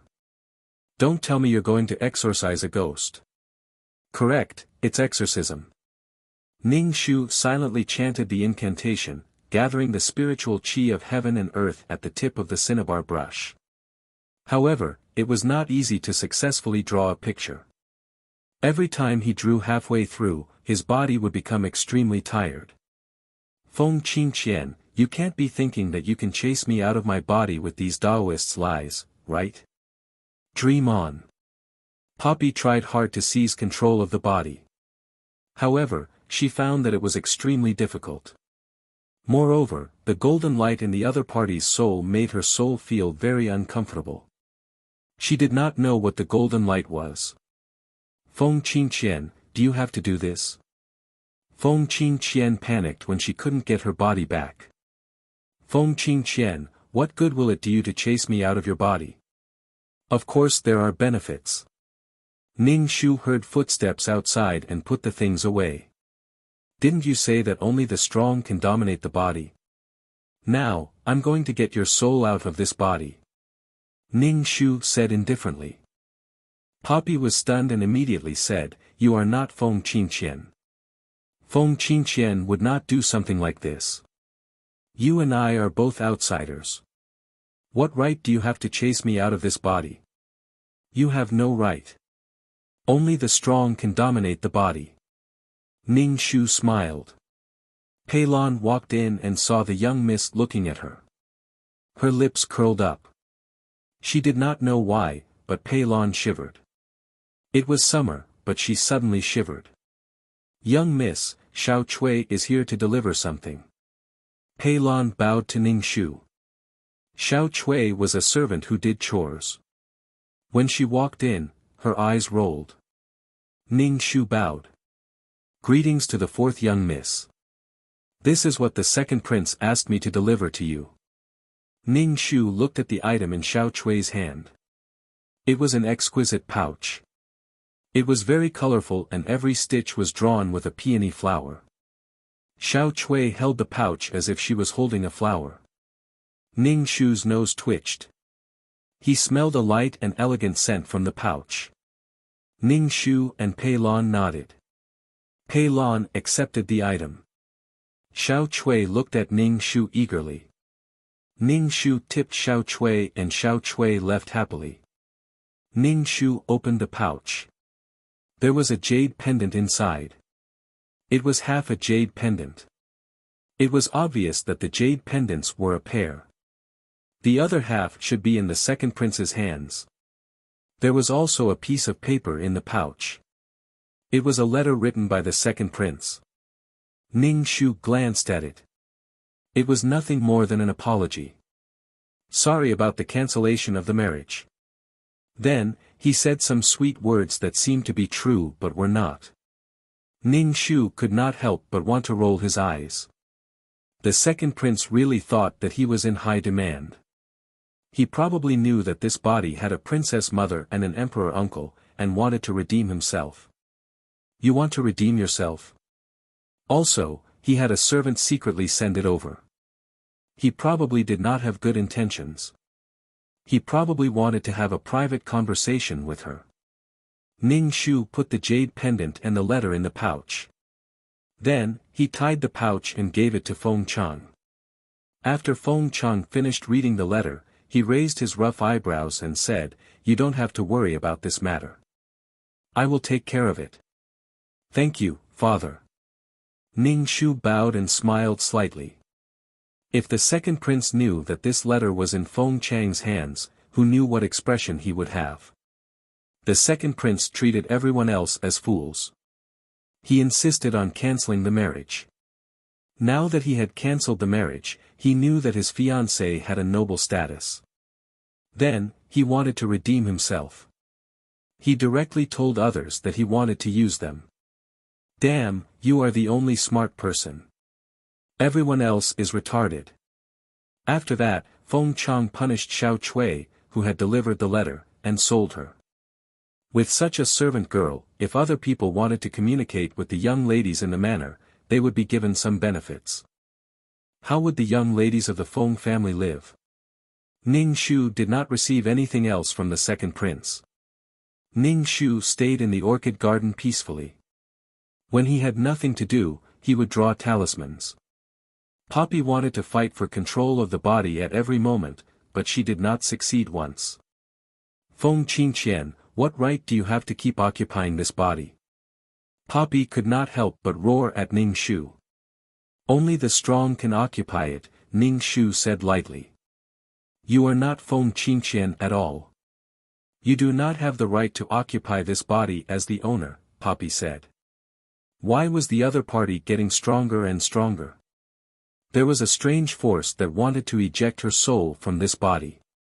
Only the strong can occupy it. You. Poppy was so angry that her soul was about to explode. In the end, her voice softened.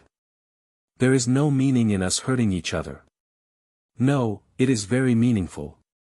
Ning Shu said with a smile. Poppy did not say anything else. She gathered her strength and started to fight for control of the body. Ning Shu took the talisman and chanted a spell. He put the talisman on his forehead. Ah! Poppy suddenly screamed. Her voice was filled with pain. Stop, Feng Qingqian. I asked you to stop. Ning Shu's body exploded with thick black gas. In the end, the talisman on Ning Shu's forehead was corroded and turned into black ash. Ning Shu could not help but shake his head. The talisman was indeed too weak. It could not take down Poppy in one go. Feng Qingqian. Poppy's voice was very weak. Why do you have to kill me? I can leave this body. You help me find a body. From then on, we will not have anything to do with each other.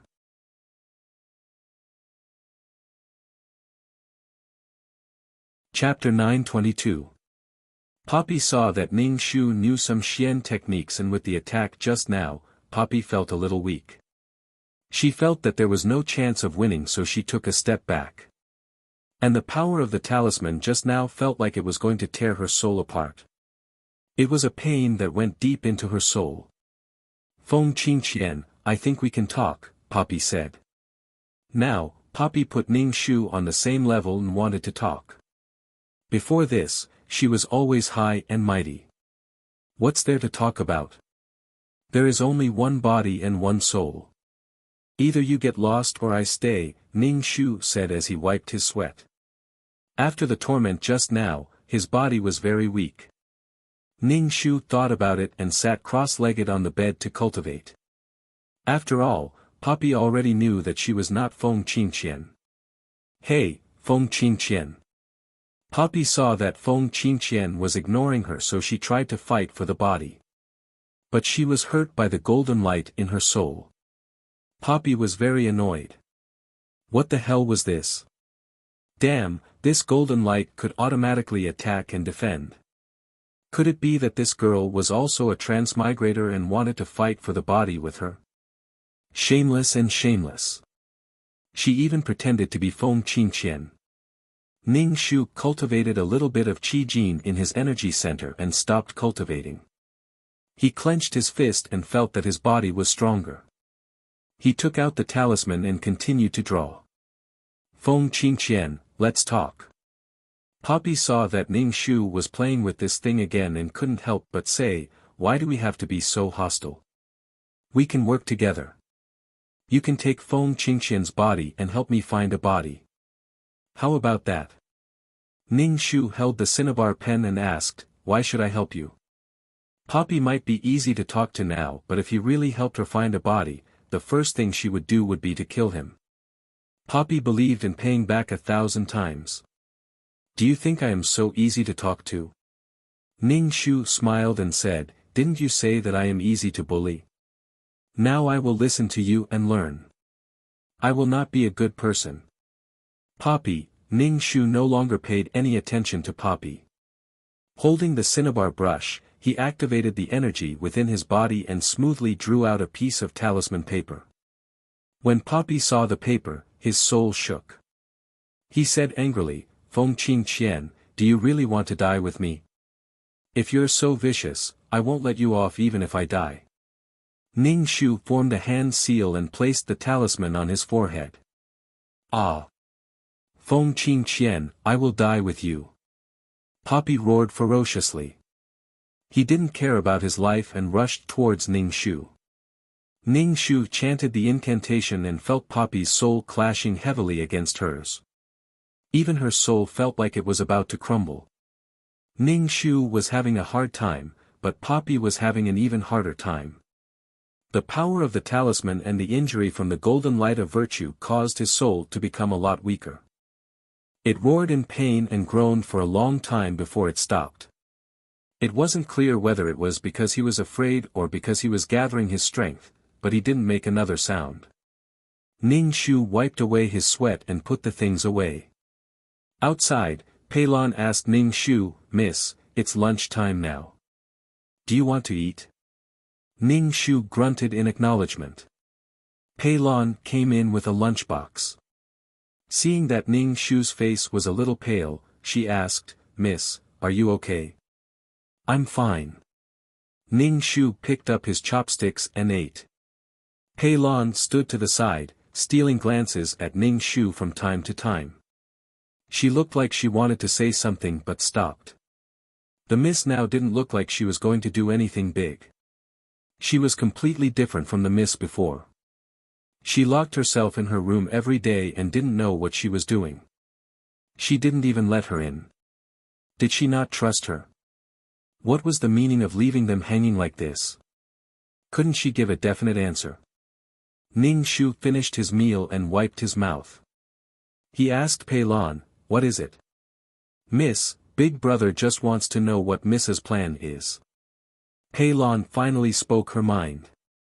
They had followed Miss because Miss said she had the power to help them take revenge. But until now, Miss hadn't done anything. Big Brother didn't even have money to eat now. Last time, Miss had given him a few taels of silver. It was already not easy for Big Brother to persevere until now. What was the situation? Could he explain it clearly? His attitude changed again and again. It was very confusing. Ning Shu's expression was cold. I haven't thought about it yet. I'll tell you when I've thought about it. She had set up an assassin group and a brothel. As a woman, Poppy was such a scourge to women. Not to mention giving a homeless woman a place to stay. Under Poppy's domineering aura and the protagonist's aura, these daughters could give up their modesty and dignity. They would prostitute themselves in the brothel and under the bodies of men, all for the sake of their master's great cause. Oh my, this was too touching. When Pei Lan heard Ning Shu say that he hadn't thought about it yet, a hint of displeasure flashed across her face. Pei Lan knelt on the ground. Ning Shu said, "Miss, Big Brother and I aren't afraid of hardship or tiredness. If you have any instructions, please tell us. We'll go through mountains of swords and seas of fire to achieve Mrs. Wish." Ning Shu's expression did not change. "I've said it before. I haven't thought about it yet. If you can't wait, you can leave. Miss, this." Pei Lan's expression was rather helpless. "Put away the plates," Ning Shu said calmly. Pei Lan got up from the ground, put away the plates, and carried the food box out. Her expression was a little hesitant. It was obvious that her heart had wavered. She didn't know whether she should stay or leave. As the Empress Dowager's birthday approached, the capital became lively. The Emperor sent more people to patrol. Feng Manor also sent more people to patrol. Prince Xian came as well. Prince Xian could have come, but he stopped an army of close to 1,000 people outside the city. His excuse was that they were going to exterminate bandits along the way. Prince Xian also knew that the Emperor did not like him and did not dare to come alone to celebrate the Empress Dowager's birthday. Even at the risk of being suspected by the Emperor, he had to bring people along.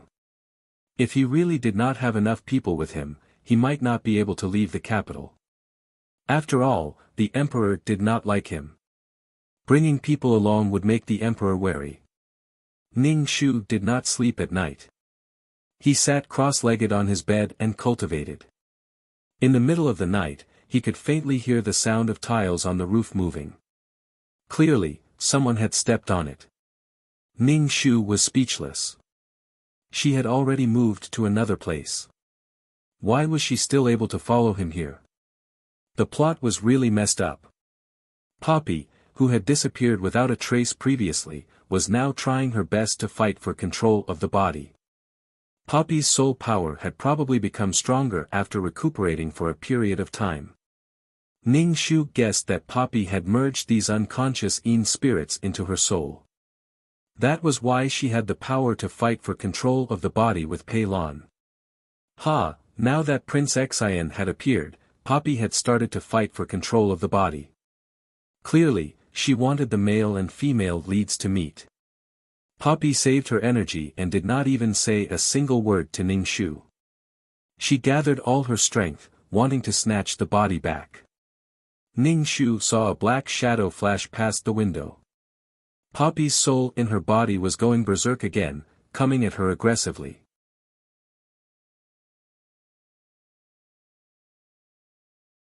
Chapter 923. Ning Shu let out a cold laugh. He was determined not to let the two of them meet. Ning Shu recited the incantation and pasted a talisman on his chest and another one on his forehead. At the same time, he used some merits. Under the dual attacks, thick black vile aura was emitted from Ning Shu's body. Poppy's pained bellow rang out in his mind. "Feng Qingqian, I won't let you off. I'm going to destroy this body. None of us will be able to live." Ning Shu let out a cold laugh. "All right then, let's perish together." Ning Shu's nose twitched. He smelled a strong stench of blood, as well as a murderous aura. Ning Shu circulated the force in his body and jumped out of the window.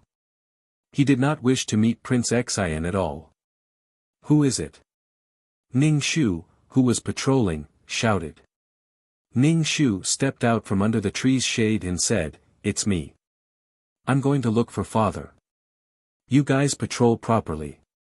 Ning Shu went to the main courtyard. It was already midnight, and the Feng residence was very quiet. Everyone had fallen into a deep sleep. When Ning Shu went to look for Feng Chang's expression was one of displeasure. His illness acted up in the middle of the night. Father, someone snuck into our residence, Ning Shu said. Feng Chang put on his coat. Don't spread the news. Regardless of whether or not someone has barged into the residence, don't spread the news. That was right. If the emperor were to find out that they had taken in the injured Prince Xian, he would suspect that the Feng clan was in cahoots with Prince Xian. Feng Chang led the team to patrol and arrived at the orchid garden where Ning Shu stayed. He turned on the lights and saw traces of blood on the floor. Feng Chang waved his hand and got someone to search the room. Prince Xian, who was holding on to his wound, frowned. He gritted his teeth and fled the Feng residence. Many people were chasing after Prince Xian.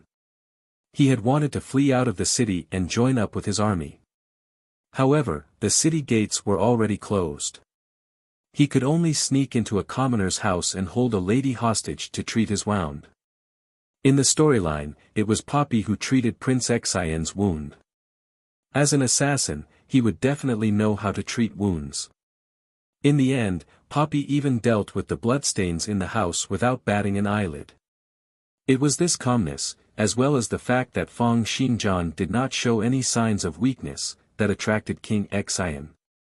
However, the lady whom Prince Xian had kidnapped had never seen such a scene before.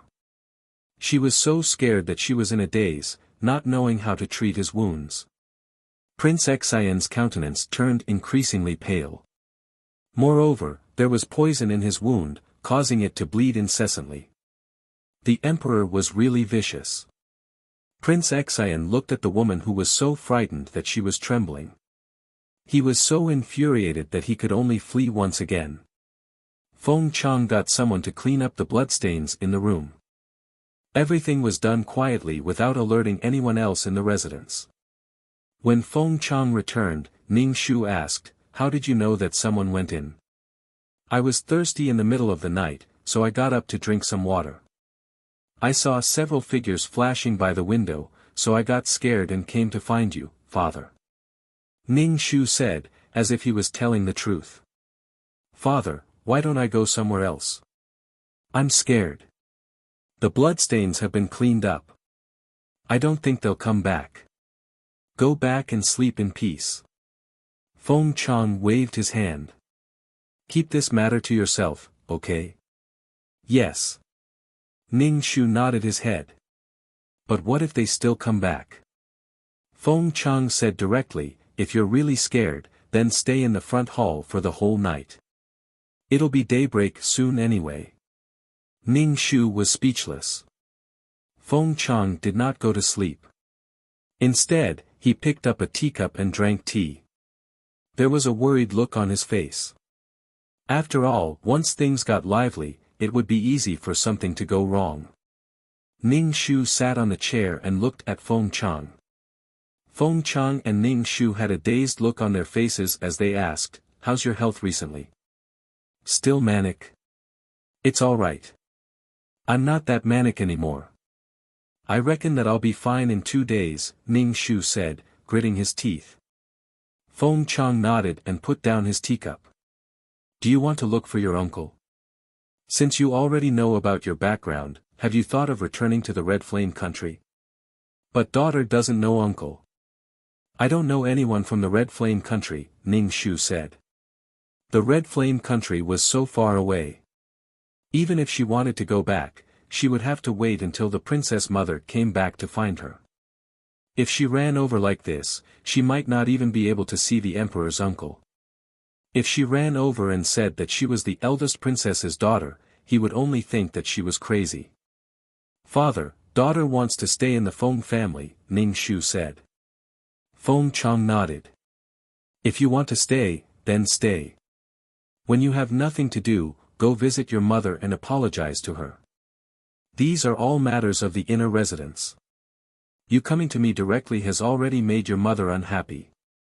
Ning Shu knew that she was in the wrong, but Madame Wang did not like her. If she went to find her, she would not pay attention to her. She could only come to Feng Chang. Ning Shu nodded. "Daughter understands." "Sigh, It would be strange if Madame Wang did not have a knot in her heart. She only hoped that after she left, her princess mother, who was searching for a husband, would appear and take the original owner away. Madame Wang was the master of the inner residence. She could easily make people suffer without being able to say anything. Apologize to your mother properly. I will find time to tell her about your background. She probably won't hold it against you. In the future, don't go crazy so easily. Think before you speak. You are now a daughter of the Feng family. Your every action is related to the family, Feng Chang said. Ning Shu nodded. Daughter, try not to go crazy in the future. Feng Chang put down the teacup. You stay here. Father is going to take a nap. Tomorrow, I still have to go to the palace to celebrate the Empress Dowager's birthday. Oh right, you are noble consort Du's adopted daughter. You also have to attend the banquet. Do you have clothes? Damn, why didn't you say so earlier? Ning Shu smiled. Not at all, father. The original owner did not have any good clothes. Feng Chang said, oh, that's right. You just broke off the engagement. You should stay at home. You don't have to go. Ning Shu, then why did you say that? After Feng Chang left, Ning Shu also returned to Orchid Garden. He entered the room. Although the bloodstains on the ground had been cleaned up, there was still a bloody smell. Ning Shu checked the entire room. After making sure that there was no one else in the room, he sat cross-legged on the bed to cultivate. Feng Qingqian, what do you want? Ing Su's weak voice sounded. Her heart was filled with an indescribable sense of loss. It was as if she had missed out on something extremely important. This made Ing Su feel extremely uncomfortable. Feng Qingqian, we can work together. You help me find a body and I will leave this body. It is meaningless for us to fight like this. It will only hurt both of us. Ing Su calmly negotiated with Ning Shu. She also did not scold Ning Shu like before. Ning Shu asked, why should I help you? If I help you, you might take revenge on me. Why should I raise a tiger? Ing Su pointed to the sky and swore. I, Ing Su, swear to the heavens that as long as you help me find a body, I will not take revenge on you. Ning Shu smiled. He did not believe a single word. Ing Su was a modern person. She did not believe in any punishment from the heavens or retribution. Ing Su did not even take her own oath seriously. She did not take it to heart.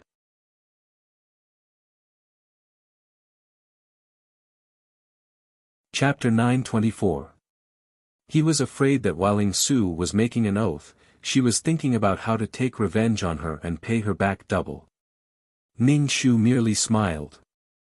Don't take others for fools, especially someone like Poppy who would seek revenge for the smallest grievance. If others offended her even the slightest bit, she would cut the weeds and dig up the roots, not to mention how ruthless she was. She treated Ing Su so badly. It would be strange if Ing Su let her go. To deal with this kind of person, she must be completely exterminated. It was impossible to help Ing Su find a body and leave a bomb for the original owner. With the original owner's ability, she would be crippled in one round. Feng Qingqian, I have already made an oath. You should be relieved now. Feng Qingqian said to Ning Shu. Ning Shu lightly said, without any binding oath, you want me to run errands and find a body. I am actually not as cheap as you think. Ning Shu closed his eyes to cultivate. No matter how Ing Su called him, he ignored her. The next morning, Lady Feng's mama delivered a set of clothes and some jewelry.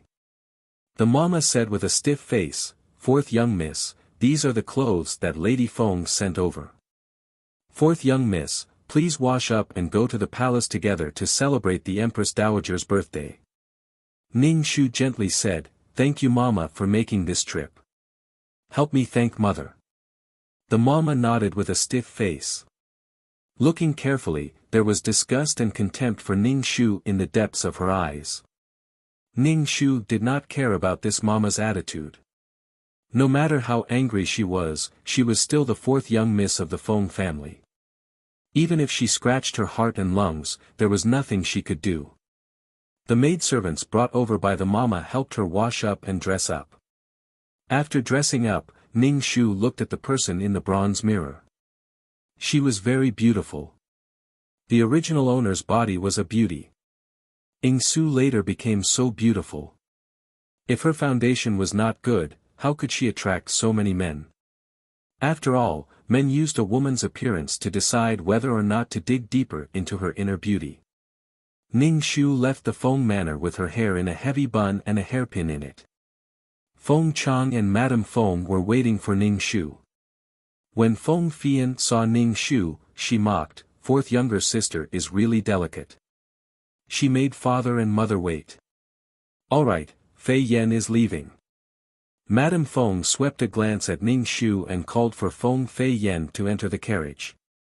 Feng Fian glared at Ning Shu, but Ning Shu didn't care. Ning Shu wouldn't bother to bicker with a girl who was younger than him for this kind of conflict between little girls. Ning Shu moved her neck and apologized to Feng Chang, "Your daughter is late. Alright, pay attention to your etiquette at the banquet. If there's anything, just let me know." Feng Chang urged his horse away. Ning Shu got on the palanquin and walked at the back of the group. There was a box in the palanquin. It was clearly a birthday gift that the Feng family had prepared for the Empress Dowager. During the entire banquet, Ning Shu didn't have much of a presence. He basically didn't speak, so basically no one paid attention to Ning Shu. However, there was one person who kept looking at Ning Shu with a deep gaze, as if he had something to say. The second prince kept signaling Ning Shu with his eyes, but the other party simply ignored him. The second prince even wanted to talk to Ning Shu alone. However, the other party didn't respond at all. This made the second prince very depressed. The jade pendant that he sent last time was also sent back. There was also a piece of paper. The handwriting was very messy and coarse. It said, "Your Second Highness, this official already has a wife and a family." At that time, the second prince's face turned green. Who wrote this for that old fool Feng Chang? Feng Chang's reply almost made the second prince vomit out the food he ate last night. Who the hell loved Feng Chang? Thereafter, he tried to pass things to the Feng residents, but they were all returned. Even when he tried to pass things to the Feng clan's first daughter, Feng Fian, he was unable to pass them. Moreover, Ning Shu didn't leave the residence, making it so that the second prince couldn't find a chance to speak to Ning Shu, let alone flirt with him. The second prince's eyes were cramping up, but Fang Xinjian didn't even look at him. Ning Shu scanned the entire banquet without leaving a trace. When he saw that Prince Xian was present, his countenance was very pale. However, this didn't affect Prince Xian's peerless grace. As the male lead, Prince Xian's grace alone could suppress the brilliance of everyone present. He was like a shining body, attracting people's attention wherever he went. Judging from his situation, he probably wasn't in a good state. Ning Shu took a glance and then retracted his gaze. He didn't want to have anything to do with Prince Xian, nor would he be nosy enough to deal with Prince Xian. The moment he met Prince Xian, Poppy's soul went on a rampage. Clearly, he wanted the male and female leads to meet. Ning Shu wouldn't let the two of them meet. If the two of them were to meet, then the world would be turned upside down. The two of them would stir up chaos in the entire land and then eventually succeed in unifying the land. Alright, you guys are the most amazing. Ning Shu lowered his head and chanted an incantation silently, suppressing Poppy's soul that was going on a rampage. Poppy's voice was filled with great resentment, "Feng Qingqian, you bitch. I'll fight it out with you." Ning Shu turned a deaf ear to him and managed to hold on until the banquet ended. Even after the banquet ended, the second prince still didn't find a chance to speak to Ning Shu. The anxious second prince had no choice but to stop Ning Shu's sedan halfway. Sworn sister. The second prince called out to Ning Shu through the sedan. We're brother and sister. Brother has yet to give you a meeting gift. There's a restaurant up ahead. Sworn sister, please get down from the sedan. Sworn brother will treat sworn sister to some tea. The second prince heard a cough coming from the sedan. Then he saw a pair of fair and tender hands slowly pulling aside the curtains. The second prince was still feeling a little nervous. He gulped and stared at the curtains that had been pulled aside. A face emitting black aura suddenly appeared before the second prince's eyes. There was a piece of talisman stuck on the forehead, and the talisman was slowly turning black. An eerie and terrifying face was smiling strangely at him, silently calling out, Your Highness. Ghost. The second prince instantly felt as if he had been struck by lightning. He was so frightened that he fell to the ground with a thud and ran off frantically, shouting that there was a ghost as he ran. Ning Shu let down the curtains and calmly said to the sedan bearers, Let's go back. With Ning Shu's talisman, the rampaging Poppy finally calmed down. When they returned to the Feng Manor, Ning Shu prepared something to expel Poppy from this body. Ning Shu released his mental power and scanned Poppy's situation. Poppy's soul was a little weak now, but there was still a thick black aura around him. It was a thick resentment. Poppy sensed that someone was spying on him and immediately shouted, Feng Qingqian, is that you? What do you want? Do we have to hurt each other like this? Feng Qingqian said weakly. I know you are not Feng Qingqian. We are not the original owners of this body. You can use this body and help me find a new one. Then, we can forget everything that happened between us. Ning Shu held the talisman between his fingers and coldly said, I don't believe you. I don't believe a single word you say. Feng Qingqian, do you have to kill me?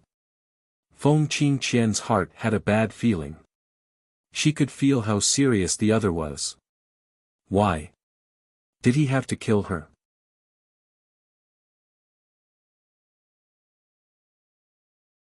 Chapter 925. Ning Shu pasted the talisman on his forehead and then formed hand seals with his fingers. He ignored Poppy's angry curses and gradually wanted to squeeze Poppy out of this body.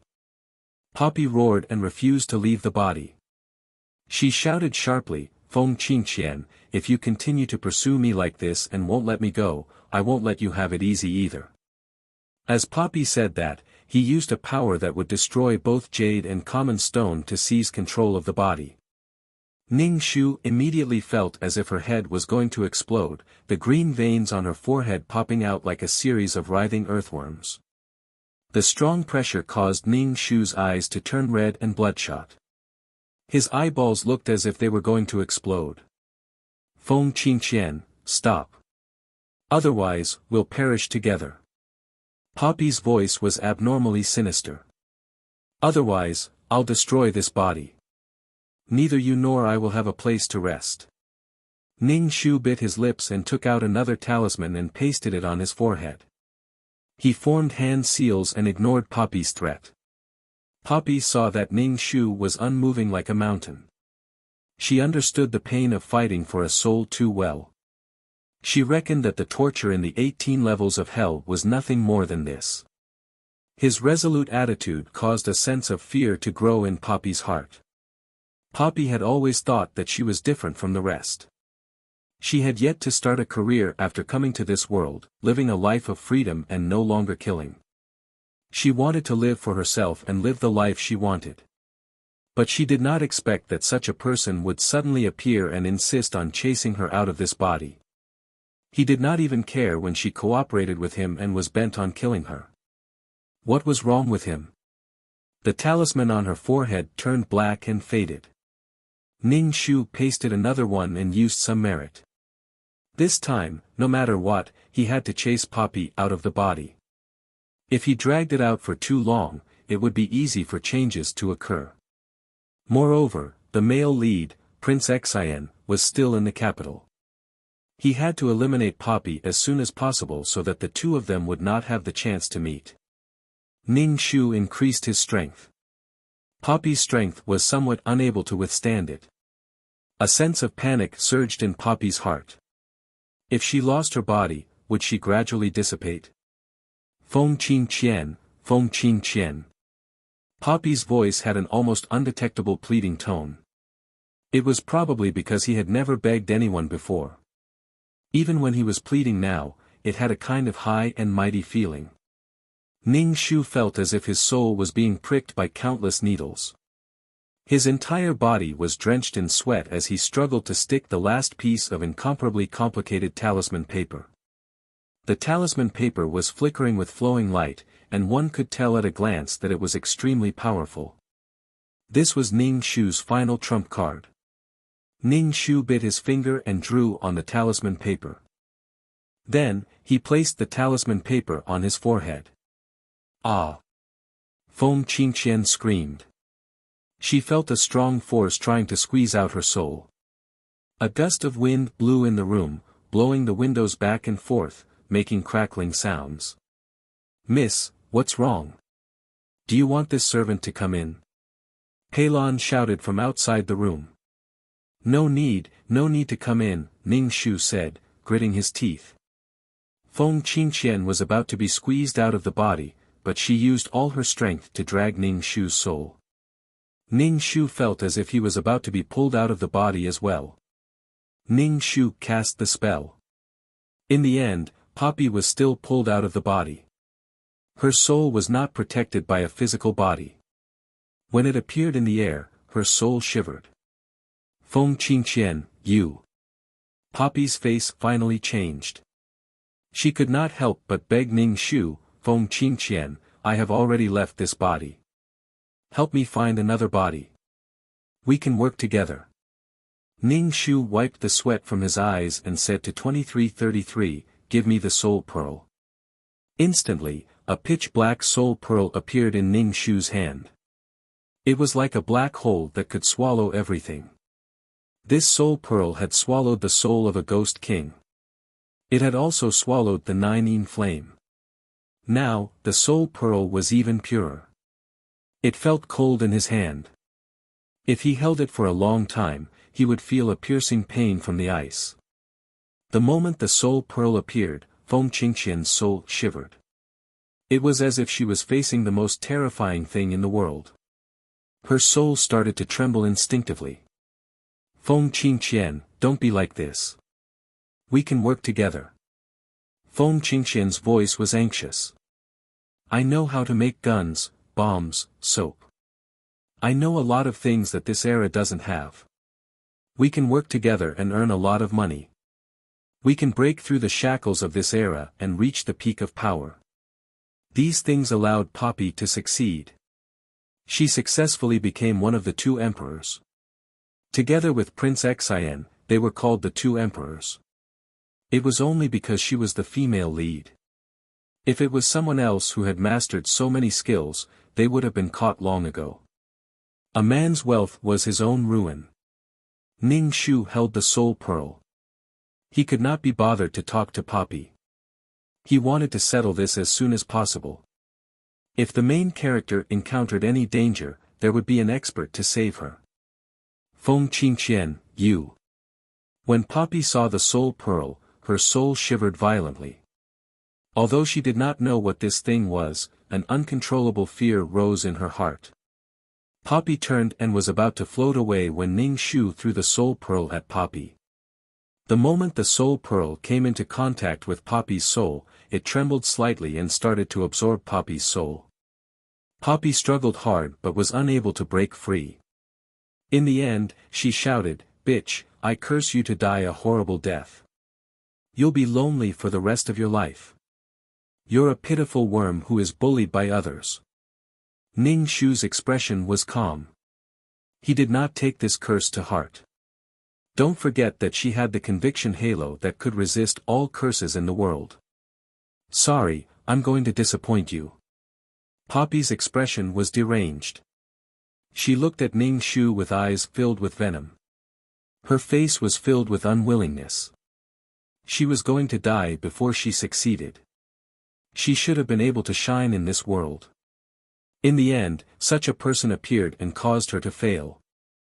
No matter how unwilling Poppy was, in the end, her soul was absorbed by the soul pearl. After absorbing the soul pearl trembled slightly. Ning Shu reached out his hand and the soul pearl flew back into Ning Shu's hand. Ning Shu plopped down on the chair. His entire body was limp. After drinking 2 cups of tea, Ning Shu opened his hand and looked at the soul pearl. He released his psychic power to explore what was inside. But he could not find anything. It was dark and he did not know how deep it was. It was an endless darkness. And this thing seemed to be absorbing his psychic power. Ning Shu quickly retracted his psychic power. Bang! There was the sound of a foot stepping on the roof tiles. Ning Shu immediately asked 2333 to put away the soul pearl. He raised his head and stared at the roof. Who, which thief? Ning Shu shouted coldly.